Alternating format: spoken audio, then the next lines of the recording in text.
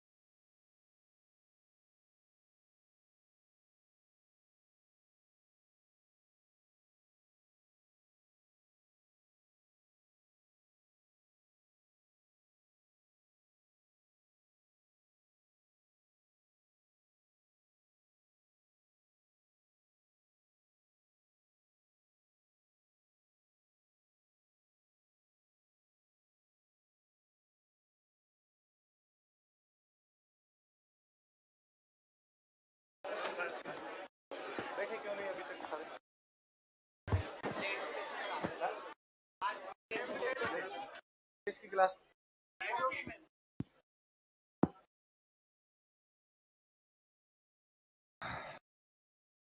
हंस तो बैठो भाई सारे। क्या पढ़ रहे थे हम लास्ट क्लास में? एकीकरण शुरू कर दिया था। चलो सुनाओगे थोड़ा पुराना सुनाओ। देखे जब देश आजाद हो रहा था उस समय अपने राजस्थान में कितनी रियासतें थी, कितने ठिकाने थे, कौन कौन से, और केंद्र शासित प्रदेश कितने थे, कौन सा था? कौन से राजा चाहते थे कि इन सबको मिला के राजस्थान यूनियन बना ले? कहां कहां की रियासतों को मिला के? राजस्थान, मालवा और सौराष्ट्र। उनको ये सलाह कौन दे रहा था? कितने सम्मेलन किए, कहां पे किए? रियासती सचिवालय कब बनाया गया? 5 जुलाई 1947। किसकी अध्यक्षता में? और उसके सचिव कौन थे? वीपी मेनन। भारतीय स्वतंत्रता अधिनियम कब पारित किया गया? उसकी कौन सी धारा के तहत? और क्या कहा गया कि देशी रियासतों का अंग्रेजों के साथ संधियां? अच्छा, रियासती सचिवालय इनका कौन सी रियासतें अपना राज्य बना सकती है? 10 लाख से अधिक जनसंख्या और 1 करोड़ से अधिक आय। ऐसी राजस्थान में कितनी रियासतें थी? कौन कौन सी? मेवाड़, जयपुर, जोधपुर और बीकानेर नाम की ऐसी रियासतें थी। कौन से राजा ने सबसे पहले साइन किए? कब साइन किए? कौन से राजा ने सबसे लास्ट किए? उदयभान सिंह। उदयभान सिंह ने कब किए? 14। कहां के राजा थे? धौल। कौन से राजा ने कहा डेथ वारंट पे साइन कर रहा हूं? पहले चरण का नाम क्या दिया गया?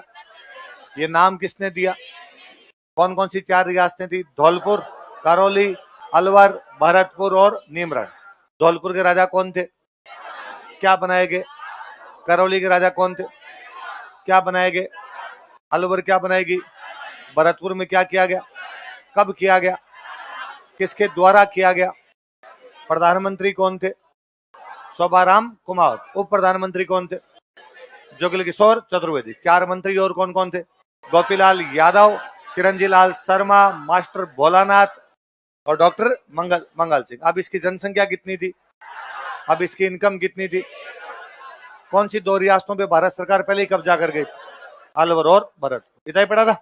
चलो अब सुनो, देखो थोड़ा। टोटल रियासत कितनी थी? 19। कितनी थी? 19। 4 बड़े मगरमच्छ है जिनको आप नहीं छेड़ सकते। मेवाड़, जयपुर, जोधपुर, बीकानेर। क्योंकि उनकी जनसंख्या 10 लाख से अधिक और इनकम 1 करोड़ से, इसलिए उन 4 को अपना राज्य बनाने का अधिकार। पीछे कितने बचे? 15। 4 को लेके आपने एक राज्य बना दिया, मत्स्य संघ। कौन सा बना दिया? अब आपके पास रियासतें कितनी बची? इन 11 में 2 रियासतों के साथ एक समस्या और थी।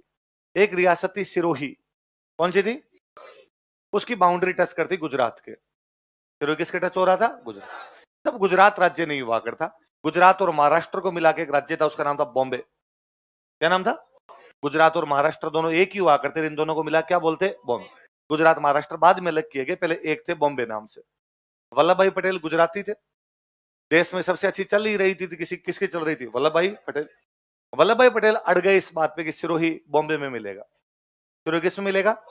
उनका सिरोही राजस्थान में नहीं मिलेंगे। सिरोही किस में मिलाएंगे? बॉम्बे। बॉम्बे मतलब गुजरात, क्योंकि वल्लभ भाई पटेल खुद गुजराती थे। तो उनका सिरोही को किधर मिला दो? हमारे गुजरात में मिला दो। मतलब कहने का मतलब बॉम्बे में मिला दो। क्यों मिलाएं भाई? ऐसा क्या है सिरोही में कि आप उधर ले जाना चाहते हो? तो सिरोही में 2 जगह थी, आबू और देलवाड़ा। कौन कौन सी 2 जगह? आबू एक हिल स्टेशन है, राजस्थान में ठंडी जगह, कोई पहाड़ की जगह, तो कौन सी है? आबू। इसलिए टूरिस्ट वहां पर ज्यादा आते हैं। वल्लभ भाई पटेल को पता था कि जिधर आबू जाएगा उधर कौन जाएंगे? टूरिस्ट। जहां टूरिस्ट जाएंगे वहां पर आएगा रेवेन्यू। रेवेन्यू आएगा तो रेवेन्यू राजस्थान के क्यों है? राजस्थान रेवेन्यू किसके आना चाहिए? बॉम्बे। क्योंकि खुद कहां के थे? बॉम्बे। खुद गुजराती थे। देलवाड़ा, देलवाड़ा में जैन मंदिर है बहुत सुंदर सुंदर। देलवाड़ा के जैन मंदिर देखने के लिए जैन आएंगे, तो वो पैसा भी जिधर देलवाड़ा जाएगा उधर जाएगा। यदि राजस्थान में देलवाड़ा जाता है तो जैन कहां जाएंगे? राजस्थान। और यदि बॉम्बे में आता तो कहां आएगा? उनकी चल रही थी, जिन्होंने सिरोही को अड़ा के छोड़ दिया। उनका सिरोही को राजस्थान नहीं मिलने दूंगा। सिरोही किधर मिलेगा? अपने की चल ही नहीं, तो वो किधर मिला गए सिरोही को? बॉम्बे। एक रियासत और है जैसलमेर। कौन सी है? जैसलमेर की लोकेशन बड़ी अजीब सी आ गई। इस साइड के अंदर पड़ता है पाकिस्तान, यहां पर आ गया जैसलमेर, यहां पर आ गया जोधपुर। जैसलमेर ऐसी रियासत है जिसकी जनसंख्या 10 लाख नहीं, इनकम 1 करोड़ नहीं, इसलिए अलग से राज्य नहीं बना सकते। फिर पास में जोधपुर लगता है, तो या तो उसको जोधपुर में मिलाया जाए। किसमें मिलाया जाए भाई? जोधपुर एक राज्य बन सकता है, तो जैसलमेर को किसमें मिला दिया जाए? जोधपुर। या पाकिस्तान में मिले। उसने साइन किया मैं भारत में मिलूंगा, तो अब एक ही चाह रहा था हमारे पास कि जैसलमेर को किसमें मिलाया जाए? जोधपुर। तो हमने कहा भाई जोधपुर अलग राज्य बनेगा, तो जैसलमेर को तो किसमें मिला देंगे? जोधपुर। और जैसलमेर के राजा ने भी कहा कि भाई हाँ ठीक है, हमें किधर मिला दिया जाए? इधर जोधपुर साइड के अंदर मिला दिया जाए। और उधर सिरोही जो है उसको किधर मिलाना आपको? बॉम्बे। तो 2 रियासतों की समस्या और समाप्त हो गई। सिरोही कहां मिलेगा? बॉम्बे। जैसलमेर कहां मिलेगा? टोटल रियासत कितनी अपने पास? 11। 2 की समस्या और समाप्त हुई, पीछे कितनी बची? 9 बच गई। बाकी सब तो हो गई। 4 बड़ी रियासत है, किसी में नहीं मिला सकते। 4 को मिला के आपने क्या बना दिया? मत्स्य संघ। 1 मिलानी है आपको बॉम्बे में, 1 मिलानी है आपको जोधपुर में, पीछे कितनी बची? 9। 9 को एक साथ लेके बनाया राजस्थान संघ। जितनी बची होती सारी ले ली और उन सबको मिला क्या बना दिया भाई? अब इतनी बची राजस्थान में मिलने वाली, बाकी को तो राजस्थान में मिला ही नहीं सकते। सिरोही को कहां मिलना है? बॉम्बे। जैसलमेर कहां मिलना है? जोधपुर। मेवाड़, जयपुर, जोधपुर, बीकानेर, ये अपने आप में क्या बनेंगे? राज्य। तो अब जो बचा इनका मिला के क्या बना दो? राजस्थान। तो एक मत्स्य संघ बन गया था, एक राज्य कौन सा बना दिया? राजस्थान संघ। तो दूसरे चरण में सबसे अधिक रियासतें मिली, 9 रियासतें। कितनी रियासतें? 9 रियासतें मिलाएंगे दूसरे चरण में। और दूसरे चरण में सारी रियासतें आ रही थी, जितनी ले सकते थे, इसलिए नाम दे दिया गया राजस्थान संघ। क्या नाम दे दिया? राजस्थान यूनियन। इधर देखना है एक बार, थोड़ा सा बाद में लिखेंगे अब। राजस्थान संघ का दो या राजस्थान यूनियन का दो। कितनी रियासतें ली गई? 9। 3 रियासतें वे थी जो हाड़ौती में थी। कहां पर थी? हाड़ौती में। जैसे आपने नाम सुना था अपने, कोटा, बूंदी और झालावाड़। कौन कौन सी? कोटा, बूंदी और झालावाड़। 3 रियासतें वे थी जो वागड़ में थी। कहां पे थी? वागड़। डूंगरपुर, बांसवाड़ा और प्रतापगढ़। कौन कौन सी है? डूंगरपुर, बांसवाड़ा और प्रताप। राजस्थान की एकमात्र मुस्लिम रियासत थी टोंक। कौन सी थी? दो रियासतें ऐसी थी जो अजमेर के पास में थी। पहले भारत सरकार यह सोच रही थी इनको अजमेर में मिलाते हैं। कहां मिलाते हैं? अजमेर एक केंद्र शासित प्रदेश है, पहले से बना हुआ है, तो कहा इनको अजमेर में मिला दो। वे दो रियासतें थी किशनगढ़ और शाहपुरा। कौन कौन सी थी? किशनगढ़ और शाहपुरा, 9 रियासत होगी। 3 हाड़ौती वाली बताओ कौन कौन सी? कोटा, बूंदी, झालावाड़। 3 वागड़ वाली बताओ कौन सी? डूंगरपुर, बांसवाड़ा, प्रतापगढ़। एकमात्र मुस्लिम रियासत, दो जिनको अजमेर में मिला सकते थे, किशनगढ़ और शाहपुरा। कितनी होगी रियासत? बांसवाड़ा लिया तो ठिकाना अपने आप आ गया कुशलगढ़। कौन सा? तो 9 रियासत और एक ठिकाना। ठिकाना कौन सा है? कौन से चरण में लिए गए? क्या नाम दिया गया? इतनी ही बची है। इसके बाद राजस्थान में कुछ बचेगा नहीं मिलाने के लिए आपके पास, तो राजस्थान बन गया तो उन्होंने नाम दे दिया राजस्थान यूनियन। और उसमें 9 रियासतें एक ठिकाना। 9 में 3 हाड़ौती वाली बताओ कौन सी? 3 वागड़ वाली, एकमात्र मुस्लिम रियासत, 2 अजमेर के पास वाली, किशनगढ़ और।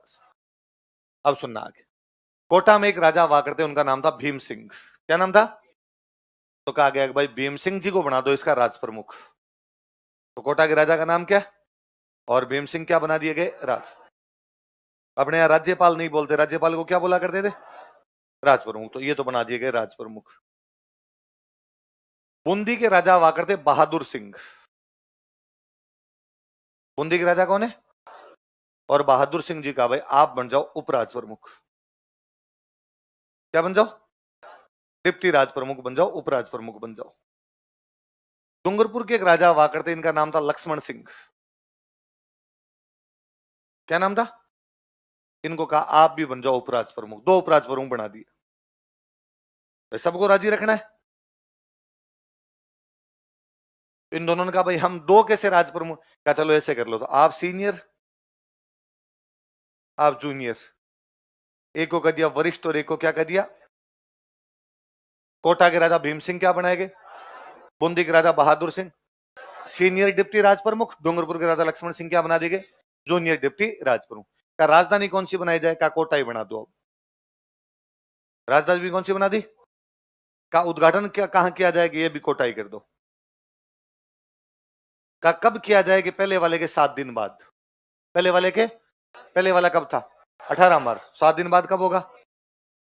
कब होगा? 25। का कौन करेगा? कि यार गाडगिल गया हुआ उसको कह दो एक पिता और काट देगा।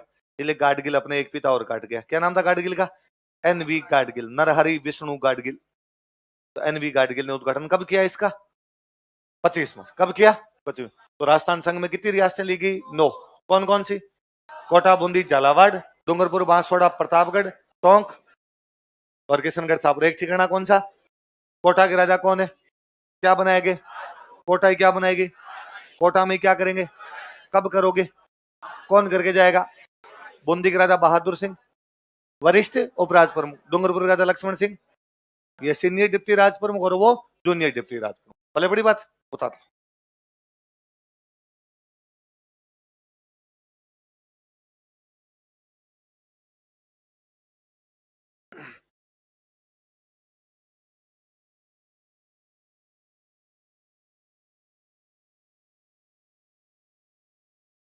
राजस्थान यूनियन लिखना ना, सेकंड फेज राजस्थान यूनियन।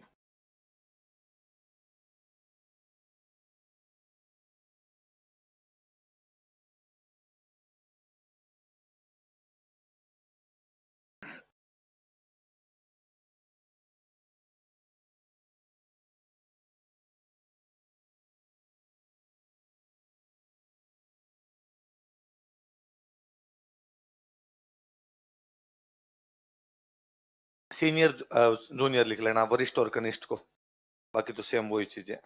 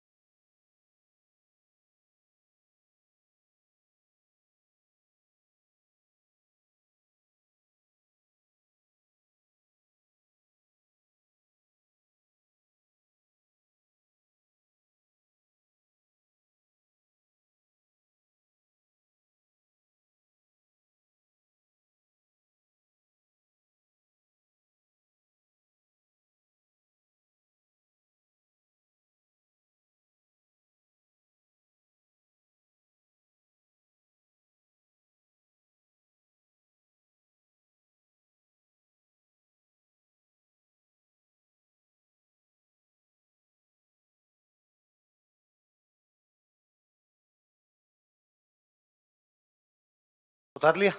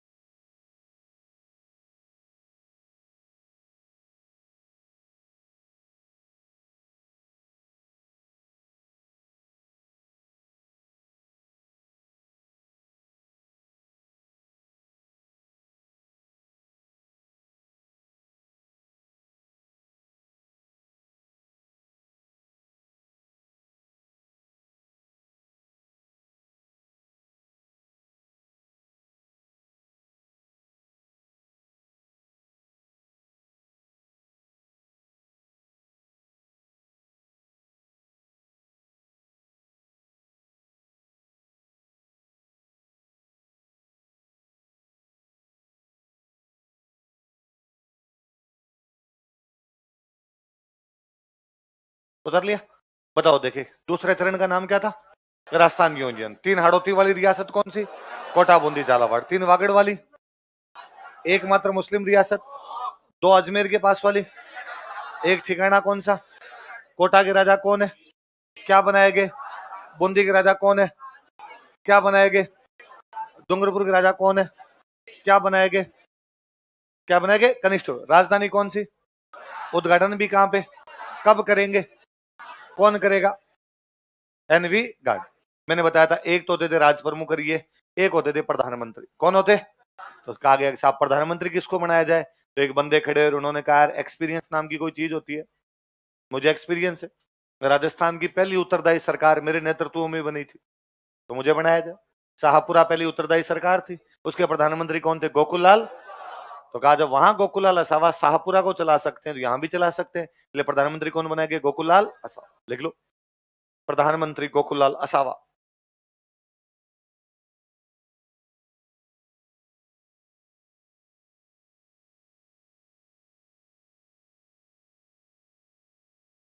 प्रधानमंत्री गोकुललाल असावा। प्रधानमंत्री कौन है? गोकुललाल असावा। उन्होंने कहा बाकी मंत्री बनाता हूँ। होल्ड, रुक जाओ। दिल्ली वालों का हम कहेंगे तब बनाना, तब तक बाकी मंत्री बनाने की आवश्यकता। तो दूसरे चरण में केवल प्रधानमंत्री बनाए गए, बाकी मंत्री बनाए। अब एक राज्य बन रहा था, राज्य की जनसंख्या कितनी होनी चाहिए? 10 लाख से ज्यादा। इनकम कितनी होनी चाहिए? तो इसकी जनसंख्या हो रही थी 23.5 लाख। कितनी हो रही थी? लिखो, जनसंख्या 23.5 लाख। पॉपुलेशन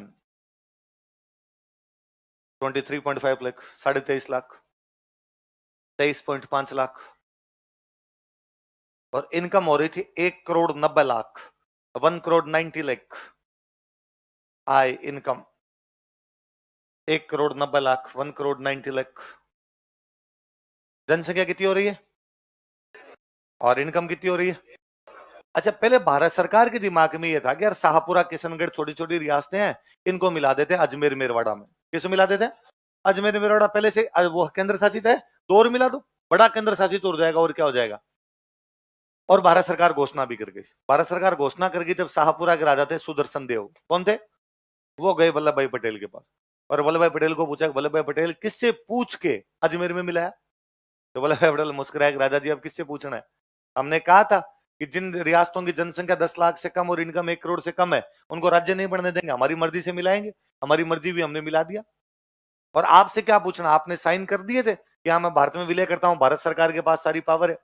तो भारत सरकार ने ले ली अपनी पावर यूज में। उनका नहीं, जनता से तो पूछो। डेमोक्रेसी का मतलब होता है जनता। वल्लभ भाई पटेल कह रहे राजतंत्र में कौन सी जनता से पूछना है, राजतंत्र में राजा से पूछना होता, आपसे पूछ लिया। उनका नहीं सर, हमारे राजतंत्र कब गए, खत्म हो गया था, हम उत्तरदायी सरकार बना गए थे। वल्लभ भाई पटेल ने कहा ये कांड कब कर दिया आपने? कहा आजादी से पहले कर दिया था, आजादी से पहले उत्तरदायी सरकार बन गई थी। क्या बात करते हो, तुम्हारे वहां जनता का राज है पूरा, तो जनता से पूछना पड़ेगा कि हाँ सरकार बनती है तुम्हारे। गोकुलाल असावा प्रधानमंत्री है हमारे। क्या गोकुलाल जी का वो पर्दे के पीछे खड़े, गोकुलाल जी आ जाओ, आगे आ जाओ। गोकुलाल जी को वल्लभ भाई पटेल ने पूछा कि बताओ गोकुलाल जी, शाहपुरा को अजमेर में मिला या शाहपुरा को राजस्थान में? गोकुलाल जी इनका राजस्थान में मिला, इसलिए शाहपुरा किस में मिलाया गया? राजस्थान। वरना किस में मिला रहे थे? तो अब आज किशनगढ़ वालों से भी पूछा फिर कि भाई इनसे पूछा, तब इनसे भी पूछ लो। किशनगढ़ वालों ने भी कहा कि हम केंद्र शासित में शामिल नहीं, हम राज्य में शामिल होंगे। तो कोई आपसे पूछेगा कि कौन सी दो रियासतों ने अजमेर मेरवाड़ा में विलय का विरोध कर दिया था? शाहपुरा और किशनगढ़। देखो, शाहपुरा तथा किशनगढ़ रियासतों ने, शाहपुरा एंड किशनगढ़ स्टेट्स,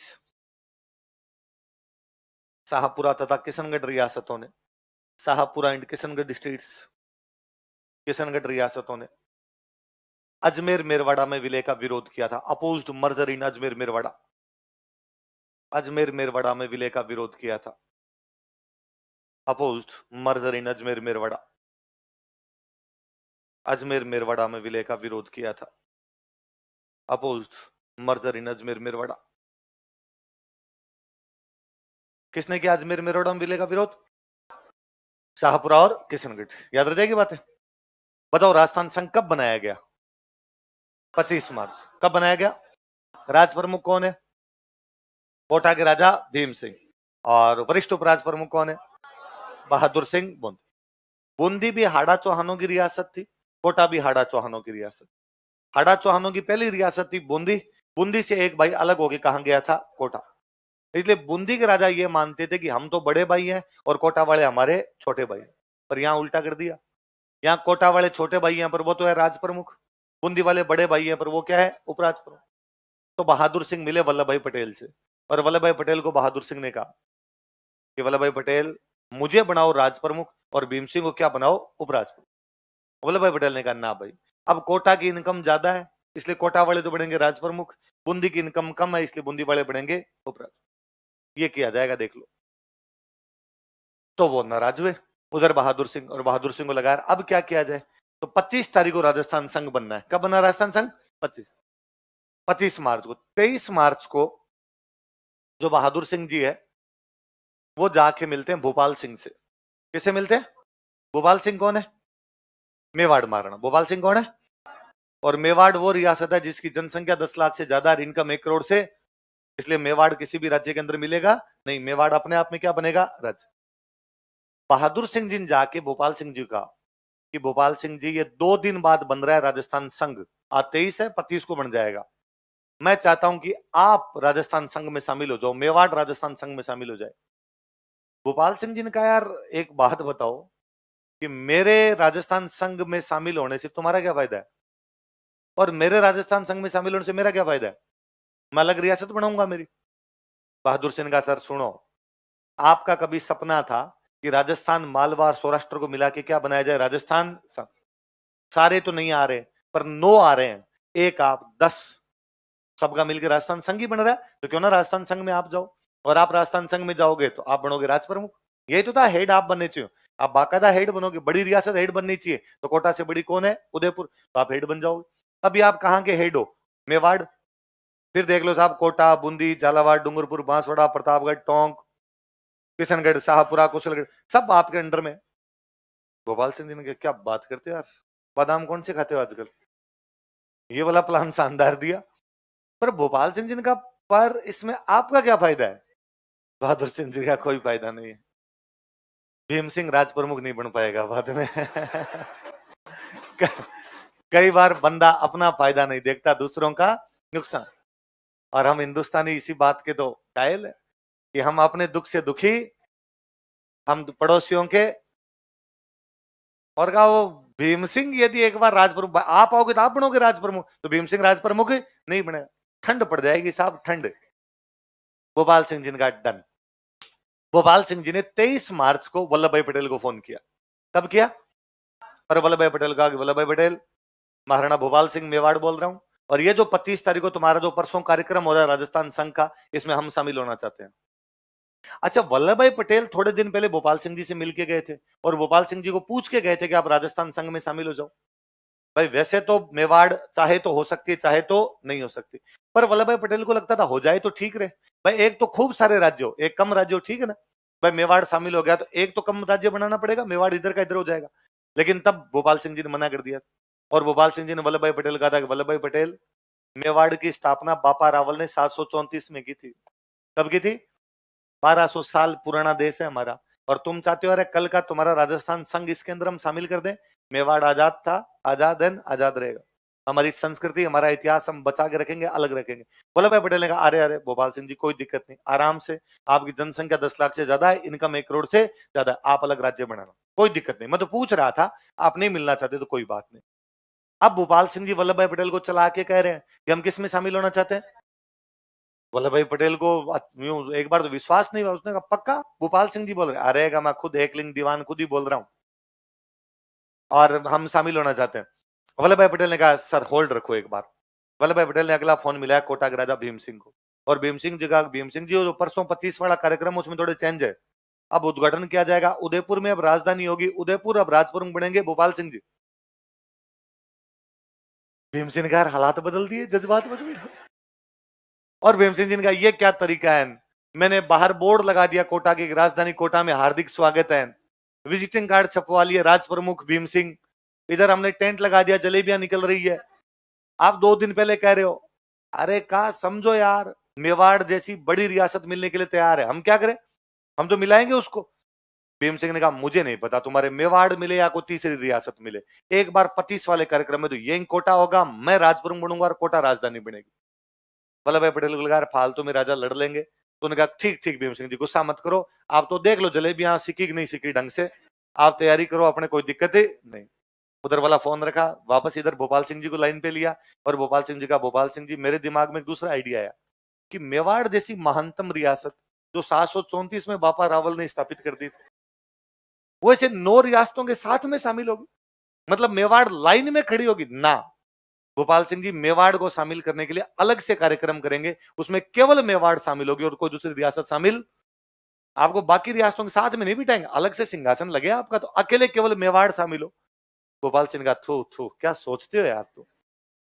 इसलिए 23 तारीख को भोपाल सिंह जी तैयार हो गए थे, किस में मिलना है, राजस्थान संघ। तो वल्लभ भाई पटेल को पता था कि अब अगले चरण में क्या मिलाना अपने को, मेवाड़, इसलिए उन्होंने मंत्री नहीं बनाए कि जब मेवाड़ मिलने वाला ही है तो मेवाड़ के मंत्री बनाने पड़ेंगे, तो एक बार होल्ड कर दो। तो तीसरे चरण में केवल एक रियासत मिलाएगी, वो कौन सी थी, राजस्थान संघ है, राजस्थान संघ में एक रियासत और कौन सी मिला दो, मेवाड़, और इसका पूरे का नाम दिया गया संयुक्त राजस्थान। क्या दिया गया, अच्छा इसका इंग्लिश में नाम बड़ा जोरदार था, इंग्लिश में था यूनाइटेड स्टेट्स ऑफ राजस्थान। क्या था, भोपाल सिंह जी को राजी करने के लिए कि आप किसके राज प्रमुख बनोगे अब, यूनाइटेड स्टेट्स ऑफ राजस्थान, या तो यूएसए है या यूएसआर है, या तो यूएसए का राष्ट्रपति बनता है या यूएसआर में क्या बनेगा, राज प्रमुख। लिखो तीसरा चरण, थर्ड फेज।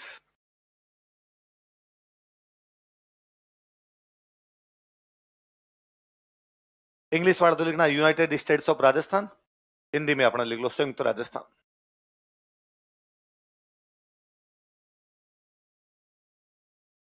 पिछले चरण का नाम क्या था, राजस्थान संघ। अब उस राजस्थान संघ में जोड़ दो मेवाड़, क्या जोड़ दो, बस इतना ही, राजस्थान यूनियन में मेवाड़ जोड़ दो आप। दूसरे चरण में मेवाड़ जोड़ते ही आपका तीसरा चरण बन जाएगा, अकेली एक रियासत, तीसरे चरण में केवल एक रियासत जोड़ी गई, मेवाड़, राजस्थान यूनियन प्लस मेवाड़, और राजस्थान यूनियन और मेवाड़ को मिलाते क्या बन जाएगा आपका, यूनाइटेड स्टेट्स ऑफ राजस्थान। क्या बन जाएगा, यूनाइटेड स्टेट्स ऑफ राजस्थान।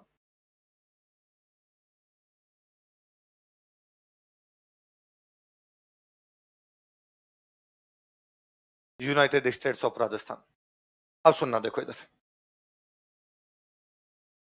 अब आई बात भाई उद्घाटन की, का कब करेंगे उद्घाटन का, पहले वाले के 1 महीने बाद। पहले वाला कब हुआ था, 18 मार्च, 1 महीने बाद मतलब 18 अप्रैल। कब किया जाएगा, 18 अप्रैल 1948।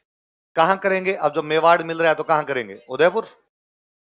का कौन करेगा, तो कहा भाई जब मेवाड़ जैसी महानतम रियासत शामिल हो रही है, कुंभा सांगा प्रताप की रियासत शामिल हो रही है, प्रधानमंत्री नेहरू जी ने कहा मैं खुद जाऊंगा, इतनी बड़ी रियासत। और भोपाल सिंह जी मेरे दोस्त, अखिल भारतीय देशी राज्य लोक परिषद के 7वें अधिवेशन में जाके आया था, तलैटिया मैदान में हुआ था। उस समय भोपाल सिंह जी ने नेहरू जी को 25,000 रुपए चंदे के दिए थे। नेहरू जी ने कहा था कांग्रेस को चंदा चाहिए, चंदा दो, तो 25,000 रुपए लेके गए थे। नेहरू जी ने कहा मेरे दोस्त भी है, मैं जाना भी चाहता हूँ, फिर मेवाड़ रियासत शामिल हो रही तो मैं खुद उद्घाटन करना चाहता हूँ। प्रधानमंत्री खुद आए उद्घाटन करने के लिए, कौन है, जवाहरलाल नेहरू। तो संयुक्त राजस्थान का उद्घाटन कब किया गया, 18 अप्रैल 1948। कहां किया गया, किसके द्वारा किया गया? लिख लो, इनॉग्रेशन।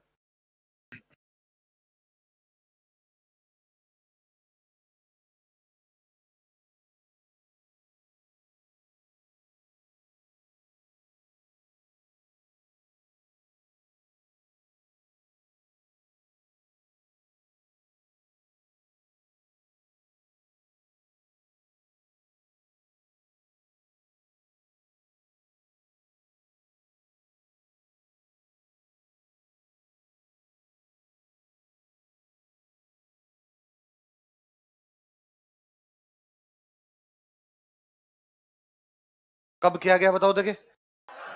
पहले वाला 18 मार्च, दूसरा 7 दिन बाद 25 मार्च, तीसरा 1 महीने बाद 18 अप्रैल। याद रह जाएगा। कहां पे किया गया? उदयपुर। मेवाड़ सबसे वो महंतम रियासत शामिल हुई, तो भारत के बड़े नेता खुद आए उद्घाटन करने के लिए। कौन है? जवाहरलाल नेहरू। अब लिखो राज प्रमुख। राज प्रमुख महाराणा भूपाल सिंह मेवाड़। भाई अब उदयपुर शामिल हो रही है तब तो वही होंगे। देख लो, महाराणा भूपाल सिंह मेवाड़ राज प्रमुख। महाराणा भूपाल सिंह मेवाड़। लिखो वरिष्ठ उपराज प्रमुख, सीनियर डिप्टी राज प्रमुख, वरिष्ठ उपराज प्रमुख, सीनियर डिप्टी राज प्रमुख।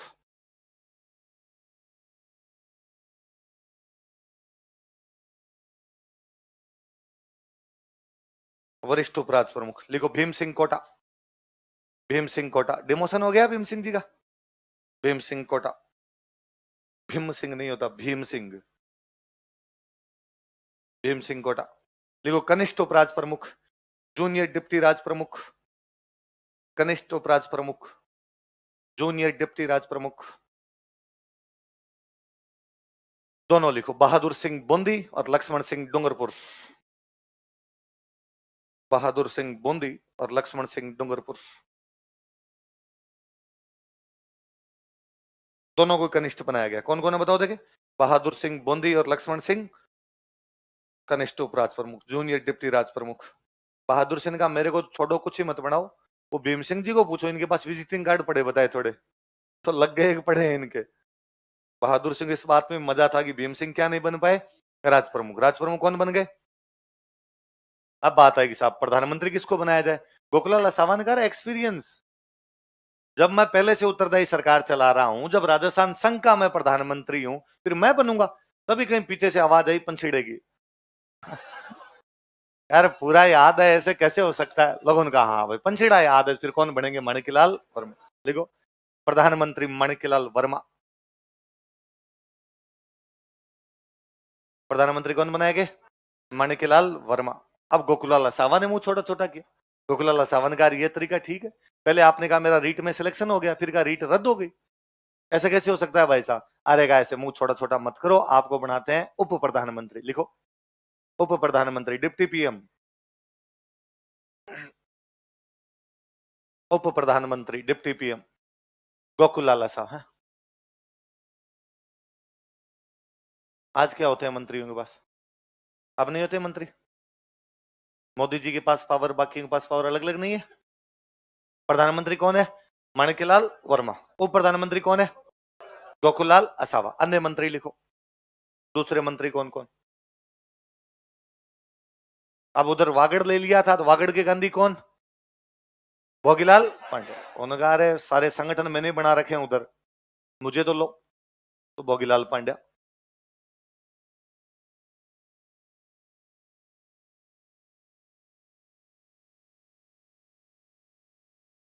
कोटा ले लिया था, नैनूराम शर्मा का मर्डर हो ही गया था। कोटा के दूसरे बड़े नेता थे अभिन हरी। कौन थे? अभिन हरी ले लिए।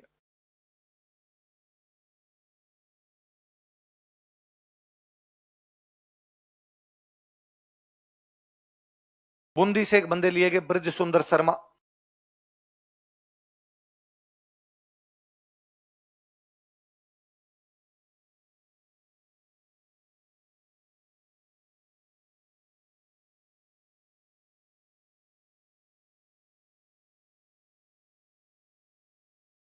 अब उदयपुर शामिल कर रहे थे, तो किसी बंदे ने कहा काला पानी तो मैं भुगत के आया था। पूरेलाल। तो भाई आपको ही ले लो यार। काली पंचेड़े से प्रधानमंत्री बनाते हो तो मुझे तो जेल भी थी यार काले पानी की, सरड़ा किले में रखा था। एक उदयपुर से और लिए गए प्रेम नारायण माथुर।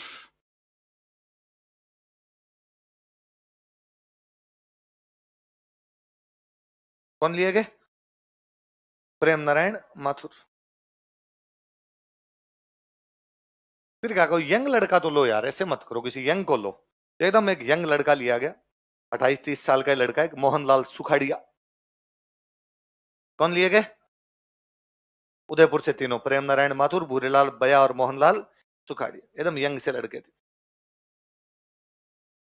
31 साल के। 30 के क्या, 28 के रहे होंगे, 28 साल के। मोहनलाल सुखाड़िया। तो वागड़ से किसको ले लिया? भोगीलाल पांडे। कोटा से अभिनरी, बूंदी से ब्रिज सुंदर शर्मा, और मेवाड़ से कौन कौन ले लिए? भूरेलाल बया, प्रेम नारायण माथुर और मोहनलाल सुखाड़ी। याद रह जाएगी बात है। तो दो याद रखने बड़े बड़े। प्रधानमंत्री कौन है? माणिकलाल वर्मा। ओ प्रधानमंत्री। अब कहा भाई राजधानी क्या बनाई जाए, लिखो राजधानी। अब जगह मेवाड़ शामिल हो रहा है, फिर राजधानी उदयपुर ही बनेगी, और क्या बनेगी? लिखो राजधानी उदयपुर। अब कोटा वालों ने मुंह छोटा छोटा किया, उनका यार ठीक है राज प्रमुख से हटा दिया आपने, पर हमने तो बाहर बोर्ड लगा रखा है ना, राजधानी कोटा में हार्दिक स्वागत है, बहादुर सिंह का कबाड़ में बेच दो, बोर्ड लगा रखा है आपने। तो बाद में कोटा वालों को राजी करने के लिए कहा गया कि देखो भाई, राजधानी के अंदर होती है विधानसभा। राजधानी में क्या होती है? विधानसभा के एक वर्ष में 3 सेशन होते हैं। कितने सेशन होते हैं? तो अपने ये करते हैं कि 2 सेशन तो होंगे उदयपुर में, 1 सेशन होगा कोटा, ताकि विधानसभा साल में एक बार कहां चली जाएगी? कोटा। तो कोटा वालों को फील आ जाएगा कि हम क्या है, विधान। तो जब विधानसभा वहां जाए तब तो बोर्ड लगा देना अपने, विधानसभा आ जाए तब बोर्ड अपना हटा देना। तो विधानसभा का एक अधिवेशन प्रतिवर्ष कहां किया जाएगा? लिखो, विधानसभा का एक अधिवेशन, 1 सेशन ऑफ विधानसभा। विधानसभा का एक अधिवेशन, 1 सेशन ऑफ विधानसभा, प्रतिवर्ष कोटा में आयोजित किया जाएगा। Will be conducted at Kota every year. प्रतिवर्ष कोटा में आयोजित किया जाएगा। Will be conducted at Kota every year. प्रतिवर्ष कोटा में आयोजित किया जाएगा। Will be conducted at Kota every year. फिर भी कोटा वालों ने मुंह छोटा छोटा किया, अरे यार ऐसा कैसे कर दिया? तो क्या, कोटा के विकास के लिए विशेष प्रयास करेंगे। कैसे प्रयास करेंगे? डेवलपमेंट करेंगे पूरा आपका, लिखो, तथा कोटा के विकास के लिए विशेष प्रयास किए जाएंगे। And special efforts were made for development of Kota.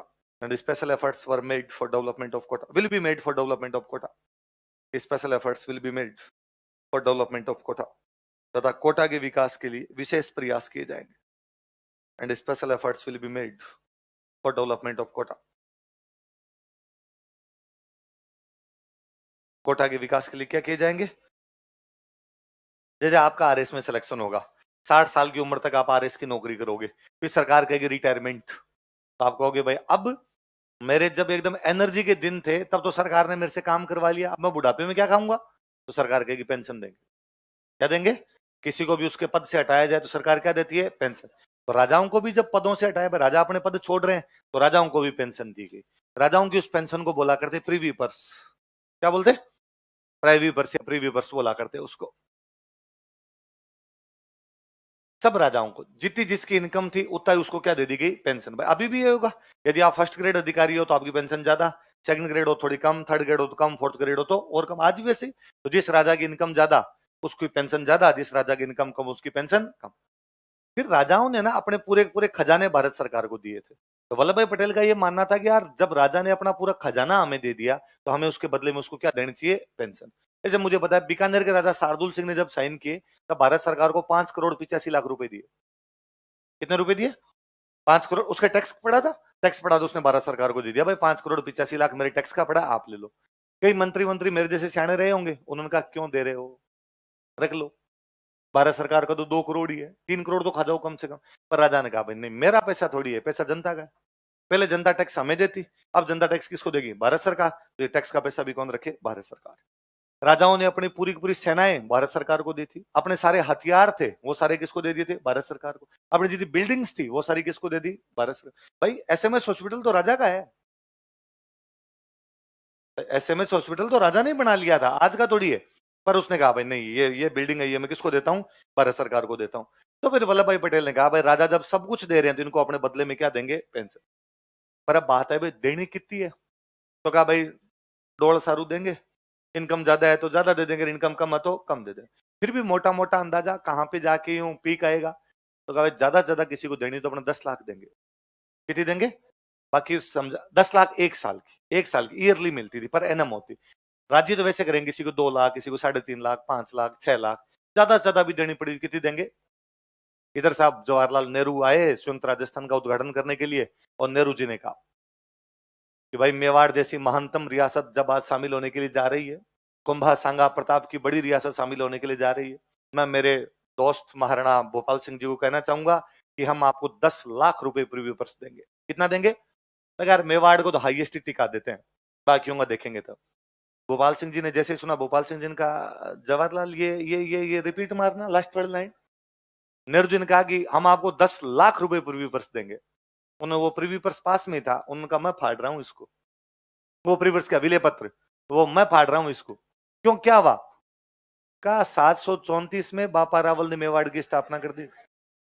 हम 1200 साल पुराना देश है, कितने साल पुराना देश है, और टुच्ची सी रकम दे रहे हो 10 लाख, तुम्हें शर्म नहीं आई। तो नेहरू जी ने कहा अरे अरे फाड़ना मत, आप कितनी चाहिए, का डबल, कितना चाहिए। तो कोई पूछेगा कि कौन से महाराणा ने 20 लाख रुपए पूर्वी पर मांग लिया था, कौन से महाराणा। नेहरू जी ने कहा आप तो अंदर डालो, देंगे आपको 20 लाख देंगे हम। तो कितना पूर्वी पर्स की मांग की थी, 20 लाख। देखो महाराणा भोपाल सिंह ने 20 लाख रुपए प्रीव्यू पर्स की मांग की। Maharana Bhopal Singh demanded 20 lakh rupees preview purse. Maharana Bhopal Singh ने 20 लाख रुपए प्रीव्यू पर्स की मांग की। Maharana Bhopal Singh demanded 20 lakh rupees preview purse. Maharana Bhopal Singh ने 20 लाख रुपए प्रीव्यू पर्स की मांग की। Maharana Bhopal Singh demanded 20 lakh rupees preview purse.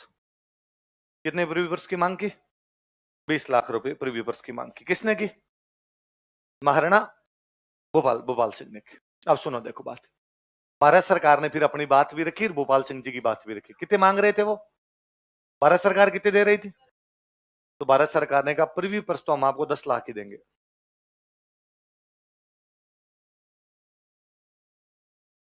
कितना देंगे, 10 लाख ही देंगे, पर हम आपको 5 लाख राज प्रमुख की सैलरी देंगे। आप राज प्रमुख हो, इसलिए आपको राज प्रमुख का क्या दिया जाएगा, वेतन। 1 साल का कितना दिया जाएगा, वो 5 लाख। कितने हो गए आपके पास, 15। आप थोड़े धार्मिक आदमी हो तो हम 5 लाख रुपए आपको धर्म के नाम पर देंगे, कि मंदिर मस्जिद में कोई दान दक्षिणा देनी हो आपको तो उसमें से दे देना। रिलीजियस ग्रांट देंगे, क्या देंगे हम आपको, रिलीजियस ग्रांट या धार्मिक अनुदान देंगे। ये कितना देंगे, 5 लाख। टोटल कितने हो गए, भोपाल सिंह जी ने कहा तुम तो 20 लाख रुपए दो, कैसे दो। तो भोपाल सिंह जी की बात रहेगी कि 20 लाख मांगे तो कितने मिल गए, 20 लाख। भारत सरकार की बात रहेगी कि हमने प्रीव्यू पर्स कितना दिया, 10 लाख दिया। 5 लाख क्या दिया, राज प्रमुख का वेतन। 5 लाख क्या दिया, धार्मिक। उतार लो ऐसे कैसे,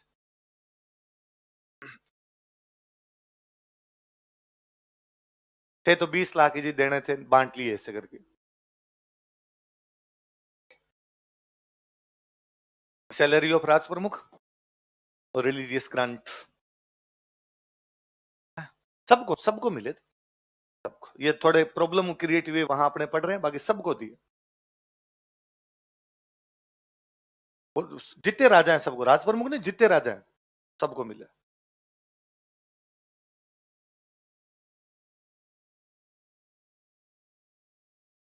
अलवर वालों का मुझे शायद 5,20,000 अलवर वालों का था, भरतपुर वालों का 5,02,000 था, ऐसे अलग अलग, जिसकी जितनी इनकम होते होते दे दिए उनको।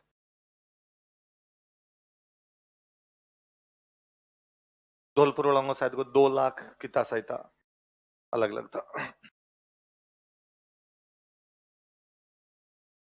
तो 20 लाख रुपए प्रीव्यू पर्स की मांग किसने की थी, भोपाल सिंह। उनको प्रीव्यू पर्स के नाम पे तो कितने मिले, 5 लाख किस रूप में मिले, राज प्रमुख की सैलरी, बाकी 5 लाख रिलीजियस ग्रांट दिया गया, धार्मिक क्या दिया गया, अनुदान। अब कंडीशन यह है कि 4 रियासतों को मिला के एक राज्य बना हुआ, उसका नाम है मत्स्य संघ। क्या नाम है, 10 रियासतों का मिला के एक बना हुआ, उसका नाम है संयुक्त राजस्थान। क्या नाम है, 9 राजस्थान संघ वाली, एक कौन सी मिल गई, मेवाड़। टोटल कितनी होगी, 10। 10 ये और 4 वो, कितनी हो गई? 14। 14 का खेल खत्म। पीछे कितनी बची? 5। 5 में से 3 बड़े मगरमच्छ है, जयपुर, जोधपुर, बीकानेर। कौन कौन से? एक है सिरोही जिसको कहां मिलाना है? बॉम्बे। एक आपके पास जैसलमेर जिसको कहां मिलाना है? जोधपुर। तो कहीं नहीं मिलाना, खेल खत्म। अब कोई मिल ही नहीं सकती। ये भी यदि मेवाड़ बहादुर सिंह मेवाड़ वालों को राजी ना करे तो एकीकरण 2 चरणों में खत्म हो जाए। तो मिल गया जितना मिलाना था, वो तो बहादुर सिंह जी मेवाड़ वालों को राजी कर गए, इसलिए मेवाड़ तीसरे चरण में शामिल हो गया। अब एक दिक्कत दूसरी आई, जैसे भारत और पाकिस्तान दो अलग अलग देश बने, भारत अलग हुआ और पाकिस्तान अलग हुआ। पाकिस्तान ने बनने के बाद में 3 अटैक किए। कितने अटैक किए? पाकिस्तान एक अटैक करता है बलूचिस्तान पर। कहां पर करता है?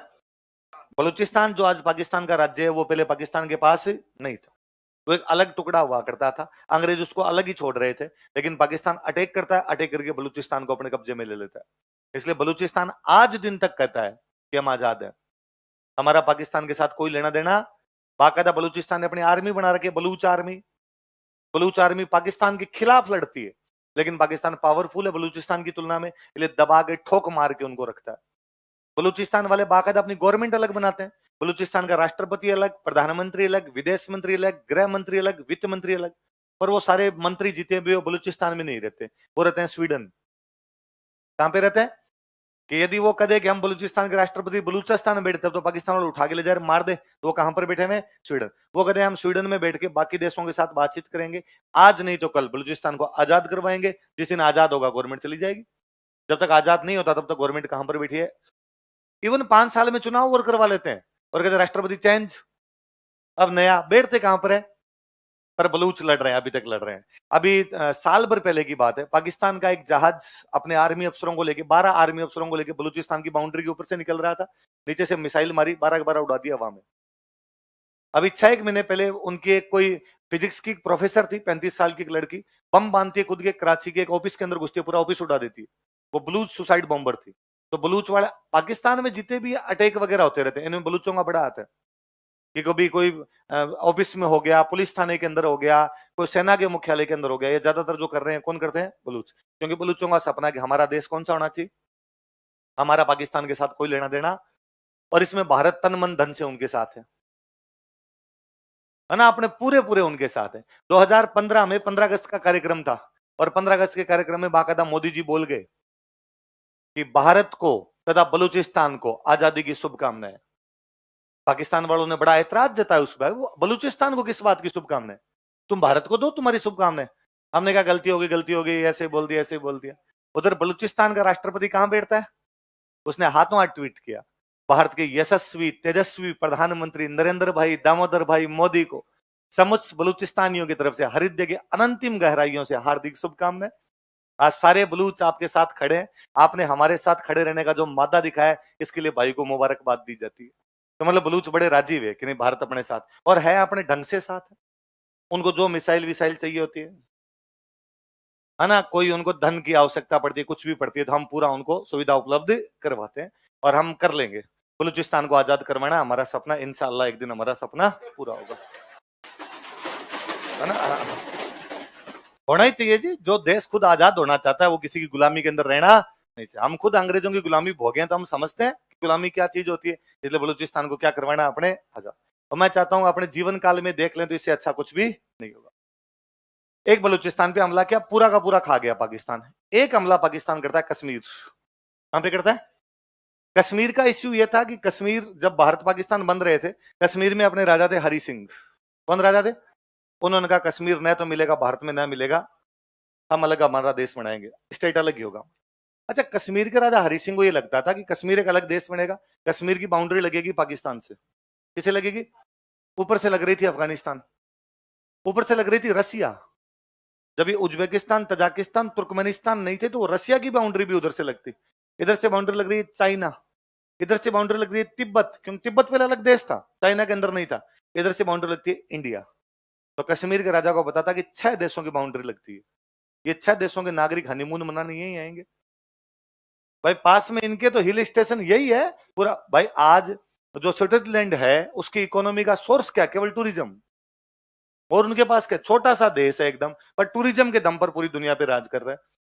बाकायदा यश चोपड़ा को स्विस गवर्नमेंट ने पैसे दिए कि तू हमारे यहाँ फिल्में बना, यहाँ की लोकेशन दिखा, फिर उधर शाहरुख खान को दिखाया, कुछ कुछ होता है, दिल वाले दुल्हनिया ले जाएंगे, अपने वालों ने देखा, अपने वालों लगा रहा। उधर यदि घास के मैदान में ये पोज किया जाए तो मजा ज्यादा आता है। इसलिए हनीमून मनाने अपने वाले सारे कहां जाने लगे, स्विट्जरलैंड जाने लगे। तो यश चोपड़ा को अवार्ड दिए हुए, यश चोपड़ा को, शाहरुख खान को, स्विस गवर्नमेंट के, जैसे अपने भारत रत्न होता है, उनके जो अवार्ड है वो इन सबको मिले हुए, कि वहां की टूरिज्म को चमकाने वाले यही लोग हैं।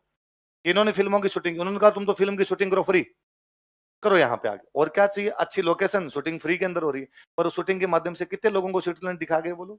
अब बाद में सबको लगता है कि नहीं, एक बार इधर तो वैसा है ना, दुनिया में यदि कहीं स्वर्ग है तो यही है, यही है, यही है। ये कश्मीर अपना उनसे ज्यादा सुंदर है, स्विट्जरलैंड ये कुछ ही नहीं लगता कश्मीर के आगे। वहां केवल स्विट्जरलैंड में केवल ग्रीनरी है, अपने तो यहाँ पहाड़ वाला, ग्रीनरी वाली चीजें, बर्फ, झीलें, जो जो हो सकता है वो कश्मीर, कश्मीर वाकई स्वर्ग है। अमीर खुसरो की ये जो लाइनें थी कि गर फिरदौस बर्रू है जमी अस्त हमी अस्त हमी अस्त हमी अस्त, यदि धरती पर कहीं स्वर्ग है तो यही है, यही है, यही, ये कश्मीर के बारे में, और वाकई वो स्वर्ग है। तो हरि सिंह जी के दिमाग में था कि अपना स्वर्ग है, इस स्वर्ग में सारे टूरिज्म के लिए आएंगे, फिर अपने अखरोट होता है, अपने सेब होता है, अपने केसर होती है, अपनी इकोनॉमी चल जाएगी, अपने किसी भी देश में जाने की आवश्यकता। लेकिन जैसे ही उधर पाकिस्तान बना, पाकिस्तान ने कश्मीर पे अटैक किया, पाकिस्तान ने कश्मीर पे अटैक किया। हरि सिंह जी का कोई बात नहीं, अपनी सेना जाएगी और जाके पाकिस्तान से लड़ेगी। कश्मीर की सेना जब पाकिस्तान से लड़ने के लिए गई तो कश्मीर की सेना पाकिस्तान से मिल गई, तो हरि सिंह जी की समझ में आ गई कि पार नहीं पड़ेगी। अब वो सेना कश्मीर वाली भी पाकिस्तान में मिली, पाकिस्तान की सेना थी वो आधे कश्मीर पे कब्जा कर गए, आधे कश्मीर तक आ गए, आधे कश्मीर तक आ गए। तो हरि सिंह जी को लगा पार पड़ेगी नहीं, अपनी सेना तो पार पड़ेगी नहीं। तो हरि सिंह भाग के नेहरू जी के पास, उन्होंने नेहरू जी को आगे, भाई नेहरू जी पड़ोसी यार सहायता करो। नेहरू जी का नाना, पड़ोसी तो खूब सारे हैं, किस किस की सहायता करें, हमारा क्या लेना देना तुमसे, तुम आजाद देश हो, तुम विलय करो तो सहायता करे। हरि सिंह ने कागज लाओ, फटाफट कागज लाओ। हरि सिंह ने किए साइन कि मैं कश्मीर का विलय किस में करता हूं, भारत में।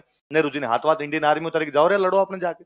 इंडियन आर्मी गई, इंडियन आर्मी, मान लो पाकिस्तान की सेना इधर से आगे आ रही है, यहां तक आ रही है पाकिस्तान सेना, इंडियन आर्मी गई, उसने जाके यहीं रोक दिया। अब नेहरू जी को पूछा अब क्या करें, तो नेहरू जी ने कहा रुक जाओ, जितने में अपने केवल रोकना, उनको रोक दो, रोक दिया यहाँ। सेना का यहां से आगे बढ़ के निकाल देते हैं इनको बाहर, कि नहीं अब अपने यूएनओ से फैसला करवाएंगे। किसे करवाएंगे, क्यों लड़े फालतू में, क्यों खून बहाएं। यूएनओ का मतलब ही क्या है, दो देशों के बीच में समाधान करना, इसलिए अपने मामला कहां लेके जाएंगे, यूएन। हम गड़बड़ यही करके, हम यूएनओ के पास गए, हमने यूएनओ को जाकर, भाई यूएनओ ये कश्मीर पूरा का पूरा हमारे में विलय है। भाई जब कश्मीर प्लॉट का मालिक कह रहा है मैंने प्लॉट आपको दे दिया, तो पूरा प्लॉट अपना। कश्मीर के राजा हरि सिंह कह रहे हैं मैंने पूरा का पूरा कश्मीर किसको दे दिया, भारत को, तो पूरा कश्मीर अपना है। तो हमने कहा भाई डॉक्यूमेंट हमारे पास है पूरे कश्मीर के, और ये भाई आप तो हमें दिलवाओ पूरा। यूएनओ तब नया नया बना था, तब वहां एक समस्या थी दूसरी, वहां सोच ये थी कि जो लोग जहां रहने चाहते हैं उनको वहां रहने दिया जाए, लोगों से पूछा जाए, पब्लिक से पूछा जाए कौन कहां रहना चाहते हैं। तो यूएनओ ने कहा कश्मीर में जनमत संग्रह करवाएंगे। क्या करवाएंगे, रेफरेंडम करवाएंगे, जनता से पूछेंगे, आइदर इंडिया और पाकिस्तान, क्या आप भारत में रहना चाहते हैं या क्या आप पाकिस्तान में जाना चाहते हैं। नेहरू जी जानते थे कि जनमत संग्रह होते ही सब पाकिस्तान बोल जाएंगे, इसलिए नेहरू जी का मन ही खेल रहा। और हमने कहा यूएनओ में मामला है ही नहीं, अब हमारा द्विपक्षीय मामला है। कैसा मामला है, बाइलेटरल है, हम आपस में सुलझा लेंगे। इस मामले में यह हुआ कि पाकिस्तान जितनी दूर आ गया उसको हम बोलते हैं पीओके। क्या बोलते हैं, हम कहते हैं पाकिस्तान ने कब्जा कर रखा, पाक ऑक्यूपाइड कश्मीर। पाकिस्तान कह रहा है कि भारत ने कब्जा कर रखा है, वो अपने वाले को बोलता है आईओके। इंडिया ऑक्यूपाइड कश्मीर, अपने उसको क्या बोलते हैं, किसी भी तरीके से सिद्धांत तय, व्यवहार तय, पूरा कश्मीर अपना है। भाई मैं सिंपल सा कहता हूं, यदि किसी आदमी ने आपको प्लॉट पूरा बेच दिया तो ये आपकी ड्यूटी बनती है कि यदि उसमें गुंडे आगे निकालो, उन गुंडों से प्लॉट खाली करवाओ। अपने पूरे प्लॉट के रुपए दिए भाई साहब, पूरा प्लॉट लिया तो गुंडों को पीट के निकालो और अपना प्लॉट होना चाहिए। पर वो मामला अभी अदर झूल के अंदर है। मुझे लगता है बलूचिस्तान वाला सपना पूरा होना हो, पर ये होगा मुझे लगता है साल भर के अंदर ही होगा, साल भर के अंदर अपने इधर बड़ा लगता। पता नहीं क्यों मुझे भयंकर गट फील आता है कई बार कि मैं रात को सोता हूं कि मैं सुबह जैसे ही उठूंगा और लगेगा पीओके अपना है। और गेंडा स्वामी को देखते हुए लगता भी है कि भाई कर जाएगा, है ना। जिस प्रकार से भाई ने संसद में कहा था कि जान दे देंगे जान कोई द्विपक्षीय मामला नहीं हमारा है, हम लेंगे वापस। अभी उस पीओके वाले कश्मीर में पाकिस्तान आजकल मंगते की स्थिति में भयंकर है ना, आटा ही नहीं है, हालत ये आटा आटा नहीं है उनके पास में आजकल। तो अभी वो जावेद मियांदाद जो पाकिस्तान का फॉर्मर कैप्टन था, उसने अभी स्टेटमेंट दिया कि भारत को पाकिस्तान में आके खेलना चाहिए। तो उसके नीचे किसी अपने वाले ने ट्वीट किया कि आटा साथ में लड़ा के दे दोगे। मंग तो आ तो जाएंगे पर आटे वाले प्रबंध तो कर लो तुम, हम क्या करेंगे तुम्हारे यहाँ पर आके। तो वो आटे की हालत खराब हो रखी है उनके। तो अभी तो इन दिनों में आप अखबारों पे थोड़ा सा ध्यान देना, आजकल पीओके में डिस्टर्बेंस है और पीओके वाले कह रहे हैं हम पाकिस्तान से आजाद होंगे। ये भूखा मर रहा है, खुद तो भूखा मर रहा है, हमारे पे कब्जा कर रखा है, हमें भी भूखा मरेगा। तो हम वो कह रहे हैं कि अब हम पाकिस्तान के साथ नहीं रहेंगे, पाकिस्तान से क्या होंगे। भले कह रहे हैं 10 आदमियों पर स्टेटमेंट आ रहे हैं वहां से, कोई नेता बोल जाता है, कोई और बोल जाता है। ये सब अपनी बहुत अच्छी रणनीति है। ये पहले उधर से पंगे करवाने, उधर पंगे होंगे, वो कहेंगे हम पाकिस्तान से आजाद होंगे, पाकिस्तान से आजाद होंगे। पाकिस्तान उनके ऊपर कोई लाठीचार्ज टाइप करेगा, फायरिंग करेगा, वो लोग भाग के इंडिया की तरफ आएंगे, तब हम कहेंगे कि साहब दूसरे देश के नागरिक आ रहे हैं इसलिए हमें इंटरफेयर करना पड़ रहा है, हम घुसेंगे। ऐसा हमने बांग्लादेश में किया था, ऐसा हमने एग्जैक्टली बांग्लादेश में हमने यही किया था। बांग्लादेश आजाद हुआ नहीं, करवाया है।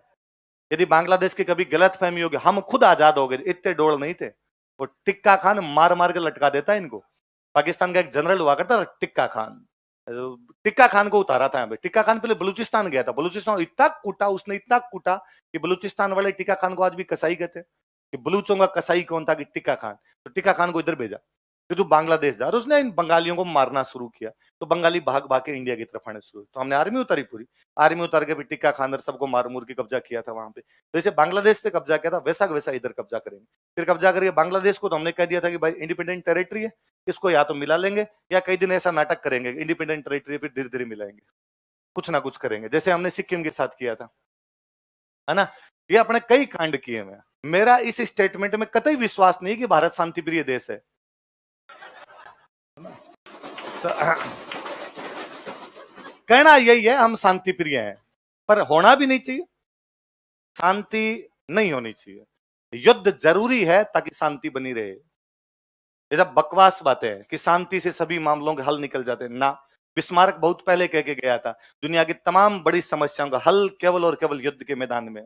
और यदि शांति से बातें हल होती हो तो साहब कश्मीर से सेना हटा के देख लो, किसी भी बाउंड्री से सेना हटा के देख लो। आप और मैं यहाँ पे बैठ के खिलखिल हंसते रहते हैं, आप और मैं यहाँ पे निश्चिंत बैठे रहते हैं। 1 बजे आते हो, 7 बजे जाते हो, घर जाते हो निश्चिंत जाते हो, घर ही पहुंचेंगे। ये केवल इसलिए क्योंकि आपकी सेना बाउंड्री पे है। जिस दिन सेना बाउंड्री पे नहीं होगी उस दिन पाकिस्तान इधर से नाश्ता करेगा पटियाला, और चाइना इधर से नाश्ता करेगा आगे उत्तराखंड, सारे के सारे अंदर घुसेंगे। तो ये सब बकवास बातें हैं, शांति प्रिय होना चाहिए, कोई शांति नहीं, पूरी अशांति उत्पन्न करके रखनी। पड़ोसियों को जितना तंग कर सकते हो उतना तंग किया जाना। पड़ोसी तंग रहेंगे तो आप सुखी रहोगे, पड़ोसी सुखी है तो आप हमेशा क्या रहोगे। तो ये इसमें फंडेड टू बी क्लियर रहना चाहिए। तो पाकिस्तान एक अटैक करता है बलूचों पे, पूरा खा गया। पाकिस्तान एक अटैक करता है कश्मीर पे, आधा खा गया। पाकिस्तान एक अटैक करता है जैसलमेर, कहां करता है। उसने तीनों तरफ से कबीलाई भेजे थे अपने, कबीलाई वो जनजातियां हैं बॉर्डर के आसपास की, थी सेना ही उनकी, पर उनको जनजातियों टाइप के कपड़े पहना के भेजे। तो मुझे ये भी कभी समझ नहीं आया कि पाकिस्तान की सेना की ड्रेस सलवार कमीज क्यों है। दुनिया की एकमात्र फौज जो सलवार पहनती है वो पाकिस्तान है। मेरे ये भी कभी नहीं समझ में आया कि पाकिस्तान के जीते जनरल्स की फोटो देखता हूं उनके मेडल है। उन्होंने 4 युद्ध लड़े हैं, भारत से लड़े हैं, चारों के अंदर वो हारे हैं, फिर मेडल कहां से आए। 3-4 जीते भी तो भारत से हुए, सारे के सारे हारे, मेडल कहां से लाए वो। तो मैं बताऊं उसका जवाब है मेरे पास, वो मेडल कहां से लाए। पाकिस्तान की सेना भाड़े पे जाती है ना, सऊदी अरब है, सऊदी अरब के पास खुद की सेना नहीं है। वो तेल निकालने मजे करते हैं। शेख है, एक शेख 15-20 लुगाइयां ली, तेल लिया आपने, उनके कुछ ज्यादा दिन दुनिया को उनको लेना देना। तो वो पाकिस्तान की सेना को बुलाते हैं, भाई तुम हमारे यहाँ आके लड़ो।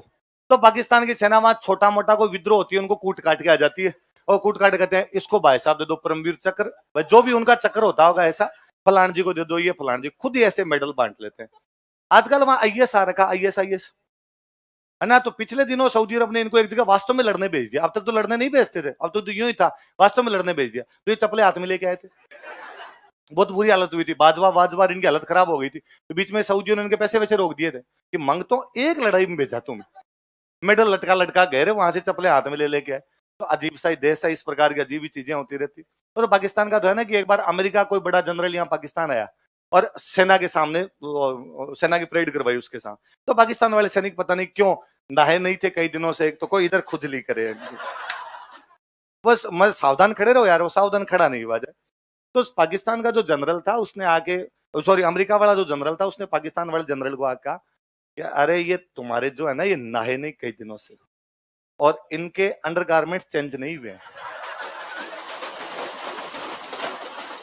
इसलिए इनके सबके खुजली हो रखी है, इनके अंडरगारमेंट चेंज करवाओ। पाकिस्तान वाले जनरल की अंग्रेजी मेरी तरह, उसको बापड़े को ये समझ में आया कि अंडरगारमेंट चेंज करवाने हैं। उसने जाते सेना के सामने अंग्रेजी बोली अपनी सेना, और उसने सेना को जा कहा कि भाई सबको अंडरगारमेंट चेंज करने, इसलिए अहमद असलम के पहनेगा असलम, यासीन के पहनेगा यासीन। उसने आपस में चेंज करवा दिए। ये आर्मी है उनकी। तो आज दिन तक एकमात्र आर्मी है जिसके 93,000 फौजियों ने एक साथ घुटने टेक दिए। 93,000 फौजी, मतलब दुनिया में कमजोर से कमजोर देश की सेना ने भी ऐसे सरेंडर नहीं किया। ये सरेंडर किसका किया हुआ है? 71 का वॉर 93,000 फौजी सरेंडर करके एक साथ हाथ खड़े किए, भाई हम नहीं लड़ेंगे, काली गाय है, मार मत देना हमें। अभी जब ये अपने 2020 वर्ल्ड कप चल रहा था तो पाकिस्तान इंग्लैंड में फाइनल हुआ, तो अपने इंग्लैंड ने सेमीफाइनल में अपने कूट दिया, भयंकर कूट दिया। अपने वाले रन बना के 168 या 172 कितने रन बनाए, वो दोनों आउट ही नहीं हुए। वो बटलर और कौन है वो अकेले मार गए, 10 विकेट से हरा गए। पिछले 2020 वर्ल्ड कप में पाकिस्तान वाले अपने को 10 विकेट से हरा गए थे। तो पाकिस्तान के प्रधानमंत्री को शर्म नहीं आई, शाहबाज शरीफ ने ऐसा टुच्चा ट्वीट किया और उसने लिखा कल जो फाइनल होगा वो उन दो टीमों के बीच में होगा जिसने भारत को 10-10 विकेट से हराया। 158-0 वर्सेज 168-0 आज जीतो अभी था, उनके बीच में होगा। अपने को एक फौज से रिटायर्ड जनरल साहब सरदार जी थे, शाम को 8 बजे के बाद सरदार जी को ट्वीट बड़ा अजीब लगा। सरदार जी ने वापस नीचे लिखा, कहा ये 158-0 और 168-0 क्या पता रिकॉर्ड टूट जाएंगे, पर 93,000 तो टूट ही नहीं सकता। 93,000 सोल्जर तुम्हारे घुटने टेक के गए थे। शाहबाज शरीफ ने ट्वीट डिलीट किया, मरने दो रहा है, डिलीट करो। किसने कर दिया अपने इधर से। तो ये जब इधर जैसलमेर वाला हमला अपने हुआ तो जैसलमेर के राजा को लगा पार नहीं पड़ेगी अपने, तो जैसलमेर के राजा ने जोधपुर से सहायता मांगी। जोधपुर नजदीक था, पड़ोस के अंदर, तो जोधपुर वालों से कहा भाई मेरी सहायता कीजिए। जोधपुर के राजा ने कहा भाई चिंता मत करो, हम अपनी आर्मी भेजते हैं। तो जोधपुर ने अपनी आर्मी और अपनी एयरफोर्स दोनों उतारी। जोधपुर के पास एयरफोर्स थी। आजादी से पहले जोधपुर में 12 हवाई अड्डे थे। तो जोधपुर देश है एक, उस देश की ब्रिटेन के साथ में संधि है, तो अपने आप पूरा इंफ्रास्ट्रक्चर तो वही करता था। इधर से उतारी, उधर जाके एयरफोर्स ने जाके देखा कि थोड़े बहुत कबीला ही आ रहे थे, कोई बड़ा आक्रमण इस साइड से हुआ नहीं। तो उन्होंने कहा कि इन्फेंट्री अकेली जाके लड़ लेगी। तो जोधपुर और जैसलमेर की सेना लड़ी जाके उधर इस बाउंड्री के ऊपर, और जो पाकिस्तान वाले जो कुछ भी आ रहे थे फौजी कबीलाई जनजातियां जो आ रही थी उनको कूट पीट के निकाल दिया। जैसलमेर के कई गांवों में उन्होंने कब्जा किया था, कई थानों के अंदर आग लगा दी थी, और कई फसलें वसलें उठा के ले गए थे, पशु चोर के ले गए थे, ऐसे थोड़े बहुत कांड कर लिए थे। पर कुल मिला के जैसलमेर को हमने सेफ कर लिया था। इसलिए जैसलमेर को ये बात अच्छे से पता थी कि मेरी सुरक्षा किस पर निर्भर है, जोधपुर पर निर्भर है, वरना मेरी पार नहीं पड़ेगी। तो मुझे एक बहुत अच्छा किस्सा याद आता है। उस समय जोधपुर के राजा ने एक पर्सनल हेलीकॉप्टर जैसलमेर के राजा के पास भेजा, और जैसलमेर के राजा को कहा कि राजा, रानी, बच्चे, पूरी रॉयल फैमिली जोधपुर आ जाओ, शिफ्ट हो जाओ। तो राजा ने कहा क्यों? तो कहा ठीक है भाई, अपने पाकिस्तान से लड़ रहे हैं, पर ये भी तो हो सकता है हार जाए। लड़ाई में दोनों हो सकता है ना, आप हार भी सकते हो और जीत भी सकते हो। कल को यदि अपने पाकिस्तान से हार गए और पाकिस्तान ने जैसलमेर पे कब्जा कर लिया, तो पाकिस्तान सबसे पहले कब्जा करते राजा रानी को मार देगा। इसलिए रॉयल फैमिली को बचाना जरूरी है, उनको रेस्क्यू करना जरूरी है। आप प्लीज मेरे साथ कहां जाओ। तो उस राजा का स्टेटमेंट बड़ा जोरदार है। उसने कहा ना, जब जनता मर रही है तो मैं ही मर जाऊंगा।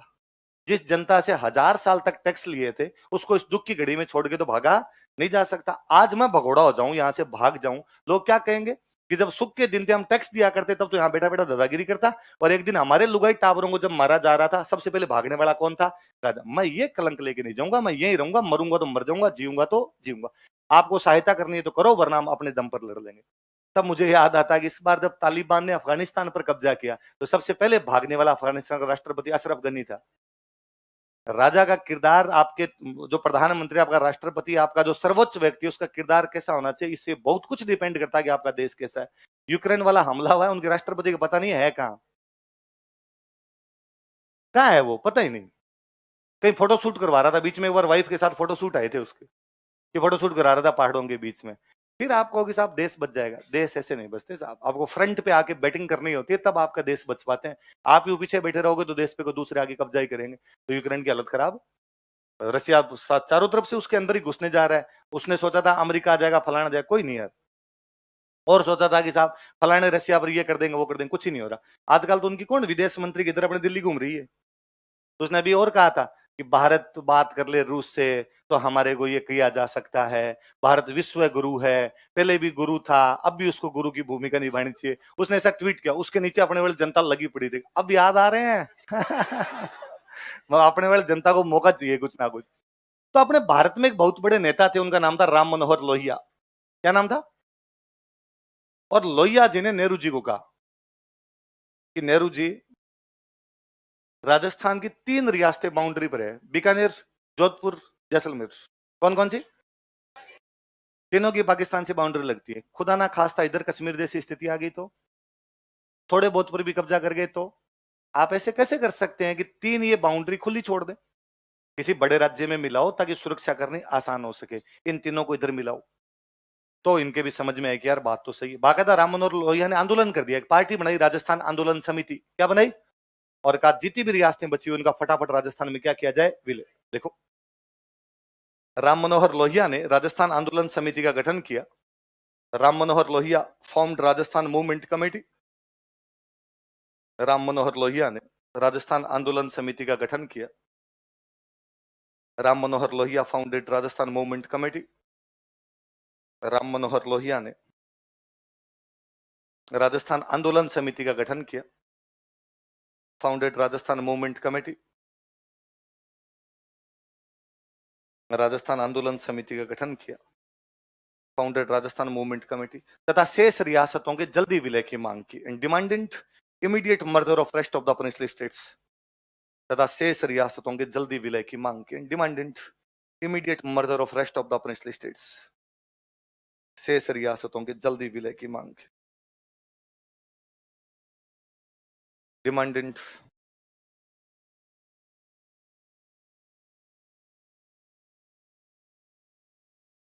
शेष रियासतों की जल्दी विलय की मांग। अब शेष रियासतें कौन सी है? 5 है। 3 तो बड़े मगरमच्छ कौन कौन से हो गए? जयपुर, जोधपुर, बीकानेर। एक कौन सा है? जैसलमेर। एक कौन सा है? सिरोही। सिरोही का तो मामला ही खत्म। वल्लभ भाई पटेल ने कहा सिरोही का नाम नहीं लोगे रे। सिरोही कहां मिलेगा? बॉम्बे। पीछे कितनी बची? 4। जयपुर, जोधपुर, बीकानेर, जैसलमेर। 3 तो बाउंड्री पे पड़ी है, जैसलमेर, बीकानेर, जोधपुर। इन तीनों को सीधा सीधा कहा कि भाई साहब तुम हो बाउंड्री पे, पाकिस्तान अटैक कर देगा, संभाल नहीं पाएंगे, इसलिए तुम्हें तो हम मिलाएंगे। थ्रेट है, सीधा सीधा खतरा है, तो ये तीनों ने बिगा भाई ठीक है खतरा है तो मिलाओ। पर जयपुर को क्या कहो? जयपुर बीचों बीच है। अब जयपुर को ये भी नहीं कह सकते कि पाकिस्तान मिसाइल मार देगा। जयपुर वालों का पहले जैसलमेर रहेगा, फिर जोधपुर रहेगा, फिर अजमेर रहेगा, तब मिसाइल हम पर आएगी। ये मरेंगे तो हम ही मर जाएंगे।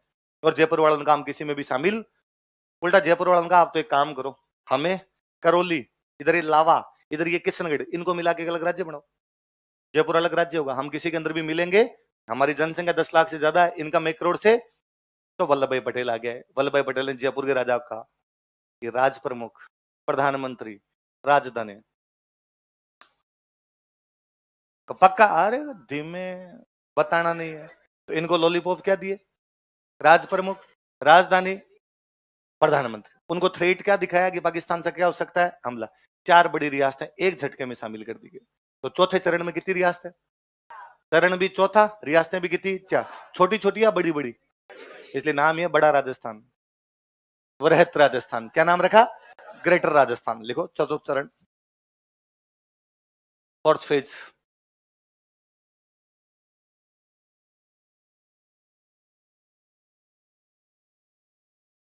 वृहत राजस्थान,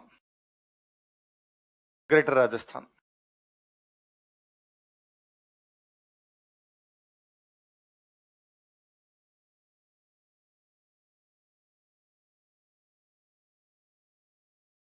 पिछले चरण का नाम क्या है?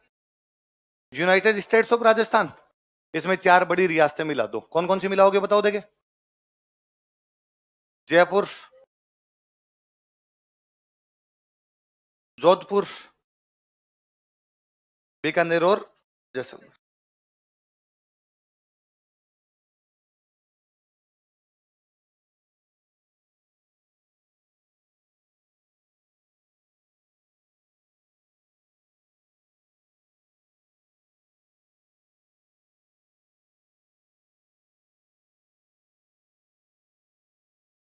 Greater Rajasthan, United states of Rajasthan में चार कौन कौन सी रियासतें मिला के? जयपुर, जोधपुर, बीकानेर, बड़ी बड़ी रियासतें मिली, इसलिए ग्रेटर हो गया। चौथे चरण में कितनी रियासतें मिलेगी? 4। चले आगे। इसका मतलब संयुक्त राजस्थान में 10 पड़ी है, 4 और मिल गई, मतलब टोटल कितनी होगी? 14। अब बात है साहब उद्घाटन, सुनना देखो।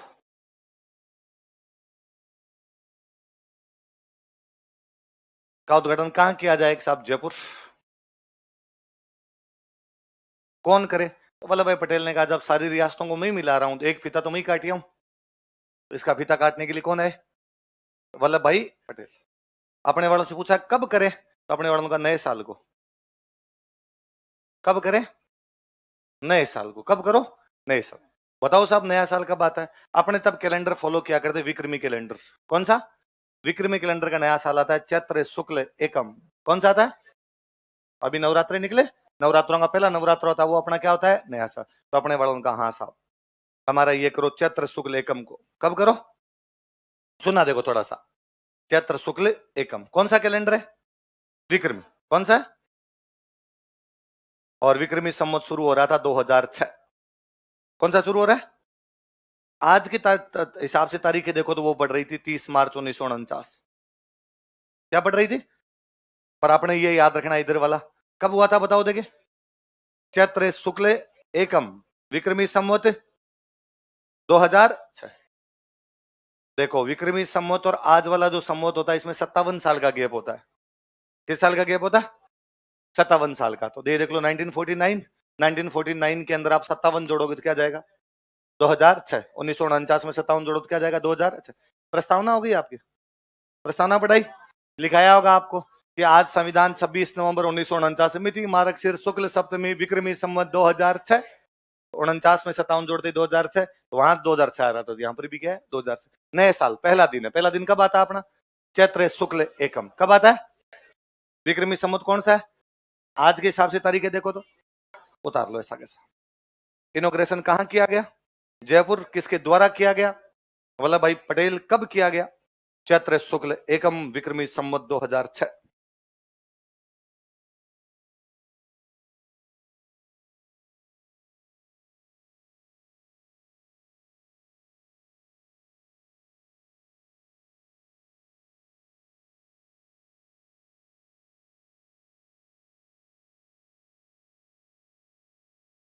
चैत्र शुक्ल एकम विक्रमी संवत 2006।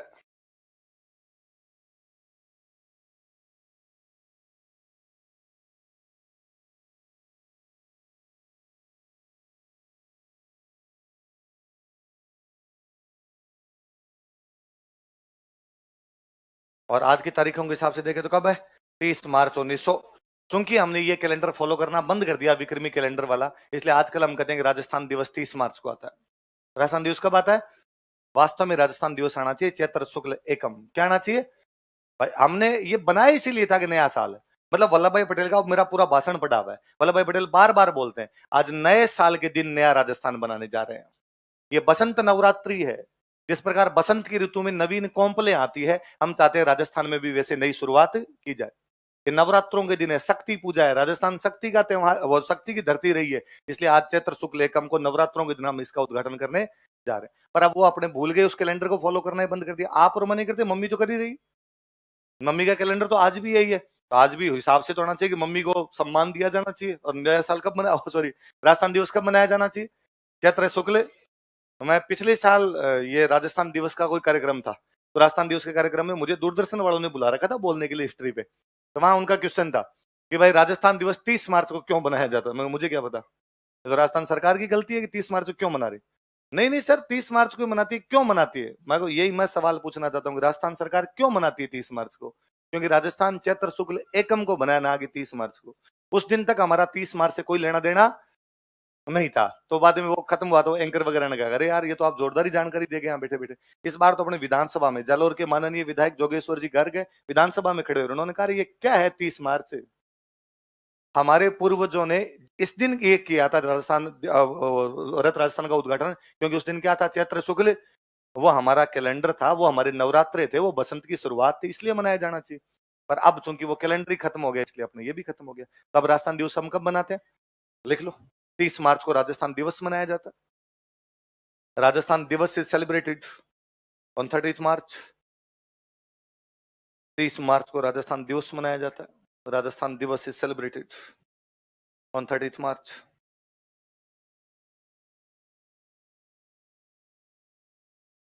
अब बात आएगी साहब, राज प्रमुख किसको बनाया जाए? तो राज प्रमुख के लिए वल्लभ भाई पटेल पहले कह चुके थे किसको बनाएंगे, जयपुर वालों को।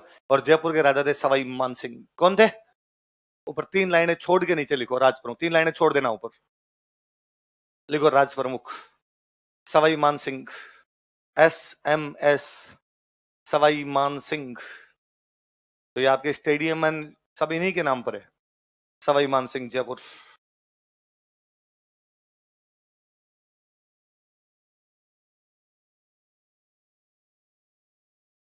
सवाई मान सिंह जयपुर। तो सवाई मान सिंह जयपुर क्या बनाए गए? राज प्रमुख। और वल्लभ भाई पटेल ने कहा कि भाई मैं आज जो ये नया राजस्थान बनने जा रहा है, नए साल के दिन मैं आपको हार्दिक शुभकामनाएं देता हूं और मैं घोषणा करता हूं कि आपके इस नए राजस्थान के राज प्रमुख जयपुर के महाराजा सवाई मान सिंह हो। गोपाल सिंह जी उधर ही बैठे थे। गोपाल सिंह का ये रिपीट करना, कौन होगा राज प्रमुख, कौन होगा? कि साहब राज प्रमुख सवाई मान सिंह हो गए। कहा ये विले पत्र फाड़ रहा हूं। 734 में बापा रावल ने मेवाड़ की स्थापना की थी। 1200 साल पुराना इतिहास है। और तुम करिए ये जयपुर वाले ये राज प्रमुख बनेंगे, फिर मैं महाराणा भूपाल, फिर मुझे क्या बनाओगे? ये राज प्रमुख, मैं इनके अंडर में रहूंगा। वल्लभ भाई पटेल ने कहा अरे सर सुनो, ऐसी बात नहीं। अरे साफ साफ बेइज्जती कर रहे हो यार बुला के, कैसे थोड़ी किया जा सकता है। अरे सर ये नहीं है, वास्तव में ये है कि जयपुर दिल्ली के नजदीक पड़ता है, इसलिए यदि दिल्ली में कोई काम हो राज प्रमुख का तो मान सिंह जी फटाफट भाग के आ जाएंगे। उदयपुर दूर पड़ता है, आपको आने में टाइम लगेगा। दूसरी सर दिक्कत और है, आप थोड़े बीमार रहते हो। भोपाल सिंह जी की गठिया हो गया था, व्हील चेयर से चलते थे, तो आप थोड़े बीमार रहते हो। सवाई मान सिंह यंग बंदा है, फिट बंदा है, फटाफट कोई काम होगा तो आ जाएगा। गोपाल सिंह ने कहा कि वल्लभ भाई पटेल सुन, भोपाल सिंह दिल्ली नहीं जाएगा, दिल्ली उदयपुर आएगी, वरना मेवाड़ जिंदाबाद था, जिंदाबाद है, जिंदाबाद। मैं फाड़ रहा हूं। अरे सर फाड़ो मत, पिछली बार भी आपने थोड़ा फाड़ दिया, लेमिनेशन करवा लो सर एक तो इसका। तो अब क्या किया जाए? तो फिर भोपाल सिंह जी को, भोपाल सिंह मुझे नहीं पता, मुझे इसके अंडर में नहीं रहना, जयपुर वालों के अंडर में नहीं रह सकता मैं। फिर खाली भोपाल सिंह जी को राजी करने के लिए एक नई पोस्ट क्रिएट की गई, महाराज प्रमुख। कौन सी पोस्ट क्रिएट की गई? राज प्रमुख के आगे महा लगा, तीनों लाइनों में एक साथ लिखो, लिखो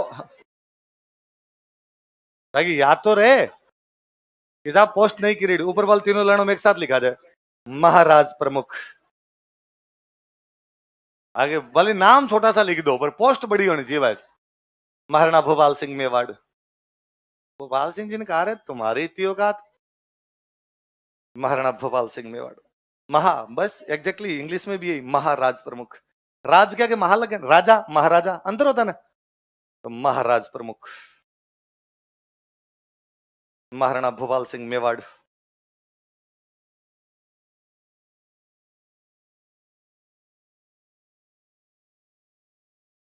लिख लो रे फटाफट।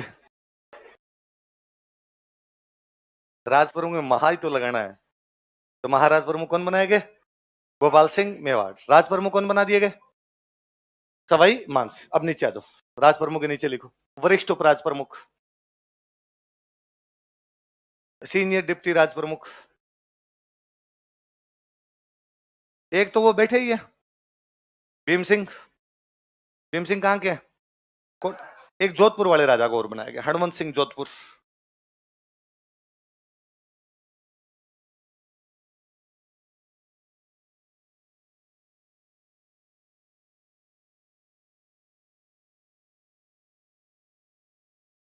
हनुमंत सिंह जोधपुर।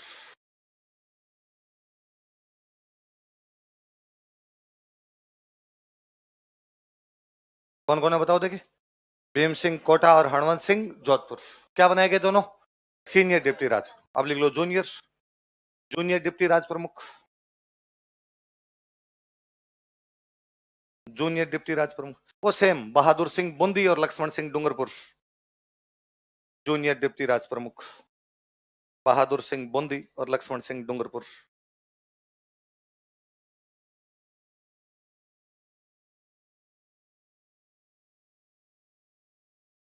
बहादुर सिंह बूंदी और लक्ष्मण सिंह डूंगरपुर।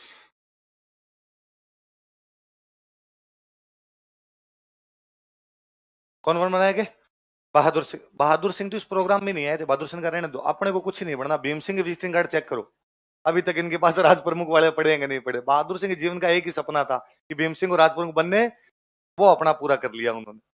बहादुर सिंह बूंदी और लक्ष्मण सिंह डूंगरपुर। तो दो वरिष्ठ उपराज प्रमुख तो कौन कौन है? भीम सिंह कोटा और हनुमंत सिंह जोधपुर। कनिष्ठ कौन कौन है? बहादुर सिंह बूंदी और लक्ष्मण सिंह डूंगरपुर। राज प्रमुख कौन है? सवाई मान सिंह। और महाराज प्रमुख कौन है? महाराणा भोपाल सिंह मेवाड़। अब बात आएगी साहब, प्रधानमंत्री किसको बनाए थे? जैसे क्या प्रधानमंत्री माणिकलाल वर्मा खड़े हो गए, पूरा राग में सुनाऊंगा एकदम। अब जब जोधपुर शामिल हो रहा था तो एक बड़े नेता शामिल हो गए, जयनारायण व्यास। कौन आ गए? व्यास जी ने कहा मैं घुंघरू लेके आया हूं साथ में, नाचूंगा मैं। माणिकलाल वर्मा को तो खाली गाना आता है, मेरे को तो क्या आता है, इसलिए मुझे क्या बनाया जाए? प्रधानमंत्री बनाया जाए। लेकिन वल्लभ भाई पटेल पहले ही कह चुके थे सवाई मान सिंह को, राज प्रमुख, राजधानी, प्रधानमंत्री। तो वल्लभ भाई पटेल ने उन दोनों को कहा अब तुम बैठ जाओ रे, नाच गाना तुम्हारा बाद में कर लेना। इधर सवाई मान सिंह से पूछा कि मान सिंह जी प्रधानमंत्री किसको बनाना है? सवाई मान सिंह जी को वहां बैठे बैठे उस दिन जेंटलमैन एग्रीमेंट याद आया। क्या याद आया? कि यार कभी हीरालाल ने अपने कहने पर जयपुर के अंदर भारत छोड़ो आंदोलन, और सवाई मान सिंह जी ने कहा कि हमारा प्रधानमंत्री कैसा हो, हीरालाल जैसा हो। देखो, प्रधानमंत्री हीरालाल शास्त्री, प्रधानमंत्री हीरालाल शास्त्री।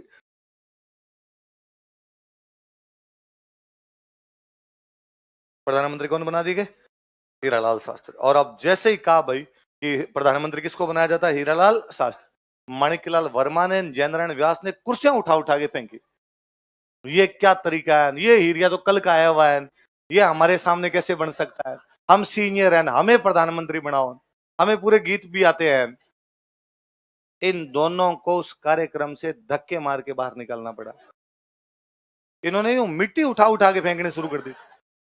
तब मैं उस दिन एक दिन कह रहा था, आप जब सवाल पूछ रहे थे मेरे से कि पहले वाले नेता अब वालों से जोरदार ही थे, उनकी वीडियो नहीं है बस, है ना। अब अपने कहते हैं गहलोत से पायलट ले लिए, पायलट से, ये तो शांतिपूर्ण बहुत भले सीधे आदमी है, क्योंकि उनको पता है कुछ भी इधर के उधर बोलना, सब वीडियो बन रहे हैं अपने, उधर वालों के कोई वीडियो नहीं बन रहे। जो मन में वैसी गालियां निकाल निकाल के गए।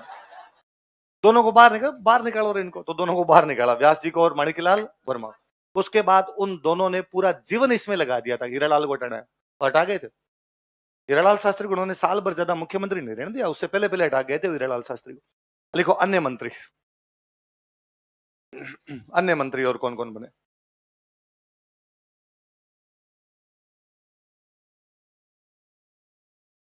माणिकलाल वर्मा तो निकल गए तो कहा भूरेलाल बयार, प्रेम नारायण माथुर, इन दोनों को तो बनाओ। मोहनलाल सुखाड़िया को अपने साथ लेके, यंग लड़का ये तो मेरे साथ ही रहेगा, इसको मैं आगे मुख्यमंत्री बनाऊंगा। प्रेम नारायण माथुर और भूरेलाल बयार ने कहा हम बन जाते हैं इधर मंत्री। जब जोधपुर शामिल हो रही थी, तो जोधपुर बड़ी रियासत थी भाई, तो जोधपुर से 2-3 मंत्री बनाए गए।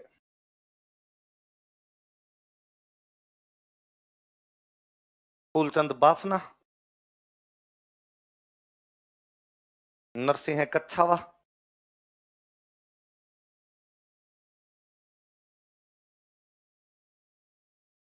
राव राजा हनूत सिंह,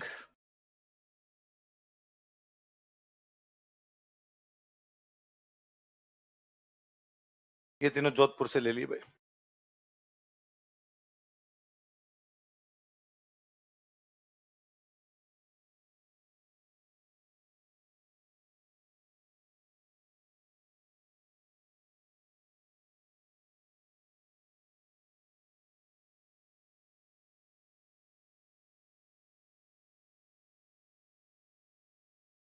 नाम लिखने में से हो जाते। एक बीकानेर से लिए रघुवर दयाल गोयल, याद है? प्रजामंडल वालों में पढ़ा था, रघुवर दयाल गोयल।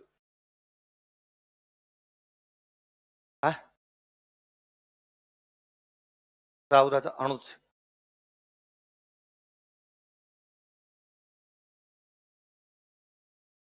एक कोटा से लिए गए वेदपाल त्यागी, ये बाद में अपने राजस्थान के सीजे बने थे भाई। वेदपाल त्यागी है ना, बाद में अपने राजस्थान के चीफ जस्टिस हुए थे। और एक लिए गए आपके जयपुर से सिद्धराज ढड्ढा। सर्व सेवा संघ वाले पढ़े थे?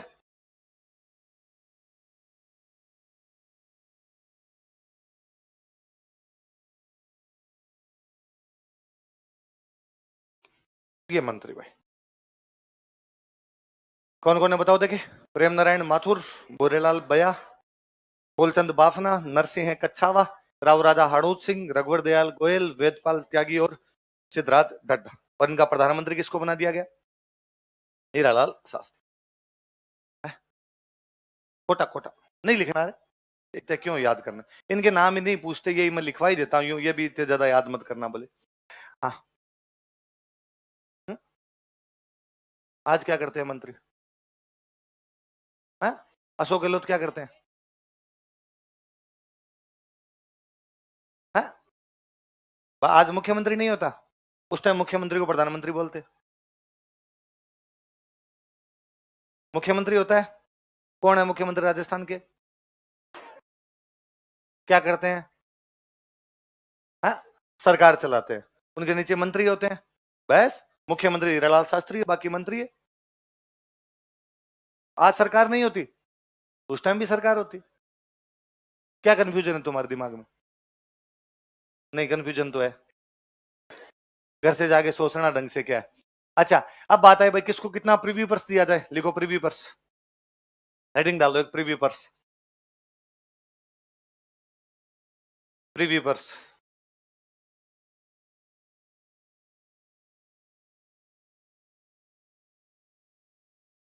लिखो, जयपुर 18 लाख। जयपुर के राजा को कितना प्रीव्यू पर्स दिया? 18 लाख। जयपुर 18। उदयपुर वालों को 20 दे चुके थे, तो उधर बैठे बैठे वो कर ही रहे थे 734 पापा रावल कि इनका नहीं देंगे, 20 से ज्यादा नहीं देंगे, मत चिंता करो आप। लिखो जयपुर कितना लिखा है? 18। जोधपुर का 50,000 कम कर दो, 17.5 लाख। 17,50,000, 17.5 लाख। बीकानेर वालों का 50,000 और कम कर दो, 17 लाख। तो ये बड़ी बड़ी रियासतों का थोड़ा याद रख लेना। जयपुर वालों को कितना है? 18। जोधपुर वालों का और बीकानेर वालों का। अब बात है साहब, राजधानी कौन सी बने? वल्लभ भाई पटेल सवाई मान सिंह अंदर ही अंदर कह चुके थे राजधानी कौन सी? जयपुर। तब जैसे ही कहा राजधानी जयपुर है, जोधपुर वाले वीटो कर गए। और जोधपुर वालों ने कहा हम क्या लेने हैं यहाँ पे, मतलब राजधानी ये, राज प्रमुख ये, प्रधानमंत्री ये, फिर हमें क्या मिल रहा है? ऐसा कैसे हो सकता है? मेरी रियासत सबसे बड़ी रियासत है, भारत की तीसरी बड़ी रियासत है मेरी जोधपुर, मैं इतनी बड़ी रियासत मिला रहा हूं, आप राजधानी नहीं दोगे और राजधानी हम लेंगे। तो लगा यार मामला फंस गया। सरकारें जब भी फंसती है तब जांच समितियां बनाती है। क्या बनाती है? कि हम जांच करवाएंगे। तो जयपुर जोधपुर में राजधानी को लेकर डिस्प्यूट हो गया, तो भारत सरकार ने क्या बना दी? एक समिति। समिति ने जांच की। समिति किसने बनाई? भारत सरकार। जांच भी किसके कहने पे करेगी? भारत सरकार। फैसला भी कौन सुनाएगी? भारत सरकार। और भारत सरकार ने कहा भाई राजधानी तो जयपुर ही रहेगी। क्यों रहेगी? का दो लॉजिक है, ये तो जयपुर दिल्ली के पास है, जोधपुर दिल्ली से दूर है। दूसरा, जयपुर में पानी ज्यादा है, जोधपुर में पानी नहीं है, राजधानी बना दी, पैसे मर जाएंगे। ड्रिंकिंग वाटर सप्लाई राजधानी में तो कम से कम प्रॉपर होनी चाहिए, तो इन दो चक्कर में जयपुर क्या बनाई गई? राजधानी। पर अब जोधपुर को कंपनसेट तो करना पड़ेगा, नाराज हो जाएंगे। फिर जोधपुर राजा का, अरे राजा का काम होता है न्याय करना। जोधपुर में बैठ के पूरे राजस्थान का न्याय होगा, जोधपुर को देंगे हाई कोर्ट। क्या देंगे? देखो, जयपुर तथा जोधपुर में राजधानी को लेकर विवाद था। There was a dispute between Jaipur and Jodhpur regarding capital। Jaipur तथा जोधपुर में राजधानी को लेकर विवाद था। There was a dispute between Jaipur and Jodhpur regarding capital। Jaipur तथा जोधपुर में राजधानी को लेकर विवाद था। There was a dispute between Jaipur and Jodhpur regarding capital।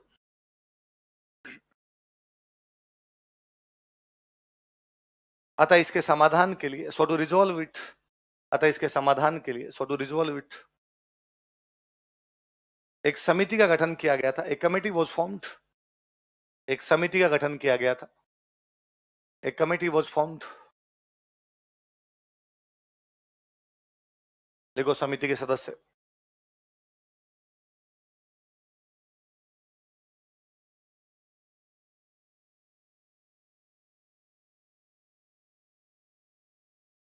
एक समिति का गठन किया गया था, एक committee was formed.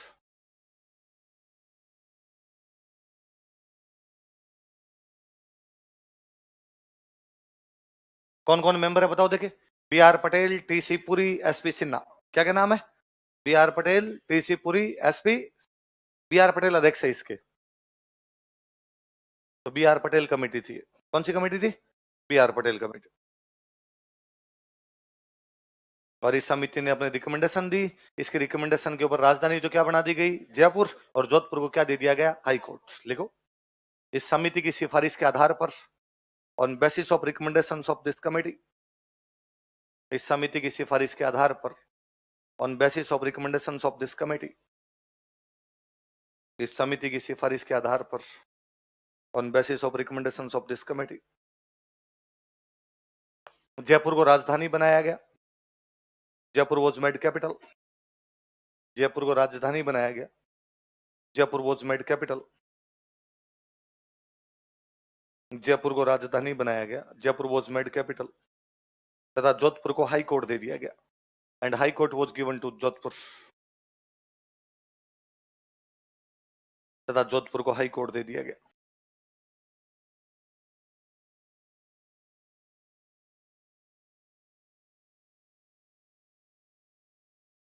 High court was given to Jodhpur. अच्छा, सेकंड चरण में लावा ठिकाना नहीं लिया था, टोंक ले लिया था, लेकिन लावा को नहीं लिया। थर्ड में मेवाड़ था तो लावा फिर लटक गया। लावा को जयपुर में मिला दिया गया था। कैसे मिला दिया था? ये जयपुर बाद में मिला इधर राजस्थान में, उससे पहले लावा जयपुर में मिल गया 19 जुलाई 1948 को। कब मिल गया? कौन सा ठिकाना किस में मिला दिया गया? लिख लो, 19 जुलाई 1948 ईस्वी को। और 19 जुलाई 1948 एडी। 19 जुलाई 1948 ईस्वी को और 19 जुलाई 1948 एडी लावा ठिकाना जयपुर रियासत में मिला दिया गया था। Lava chiefship was merged in Jaipur state. Lava ठिकाना जयपुर रियासत में मिला दिया गया था। Lava chiefship was merged in Jaipur state. Lava ठिकाना जयपुर रियासत में मिला दिया गया था। Lava chiefship was merged in Jaipur state. Lava ठिकाना किसमें मिला दिया गया? कल पढ़ेंगे बाकी।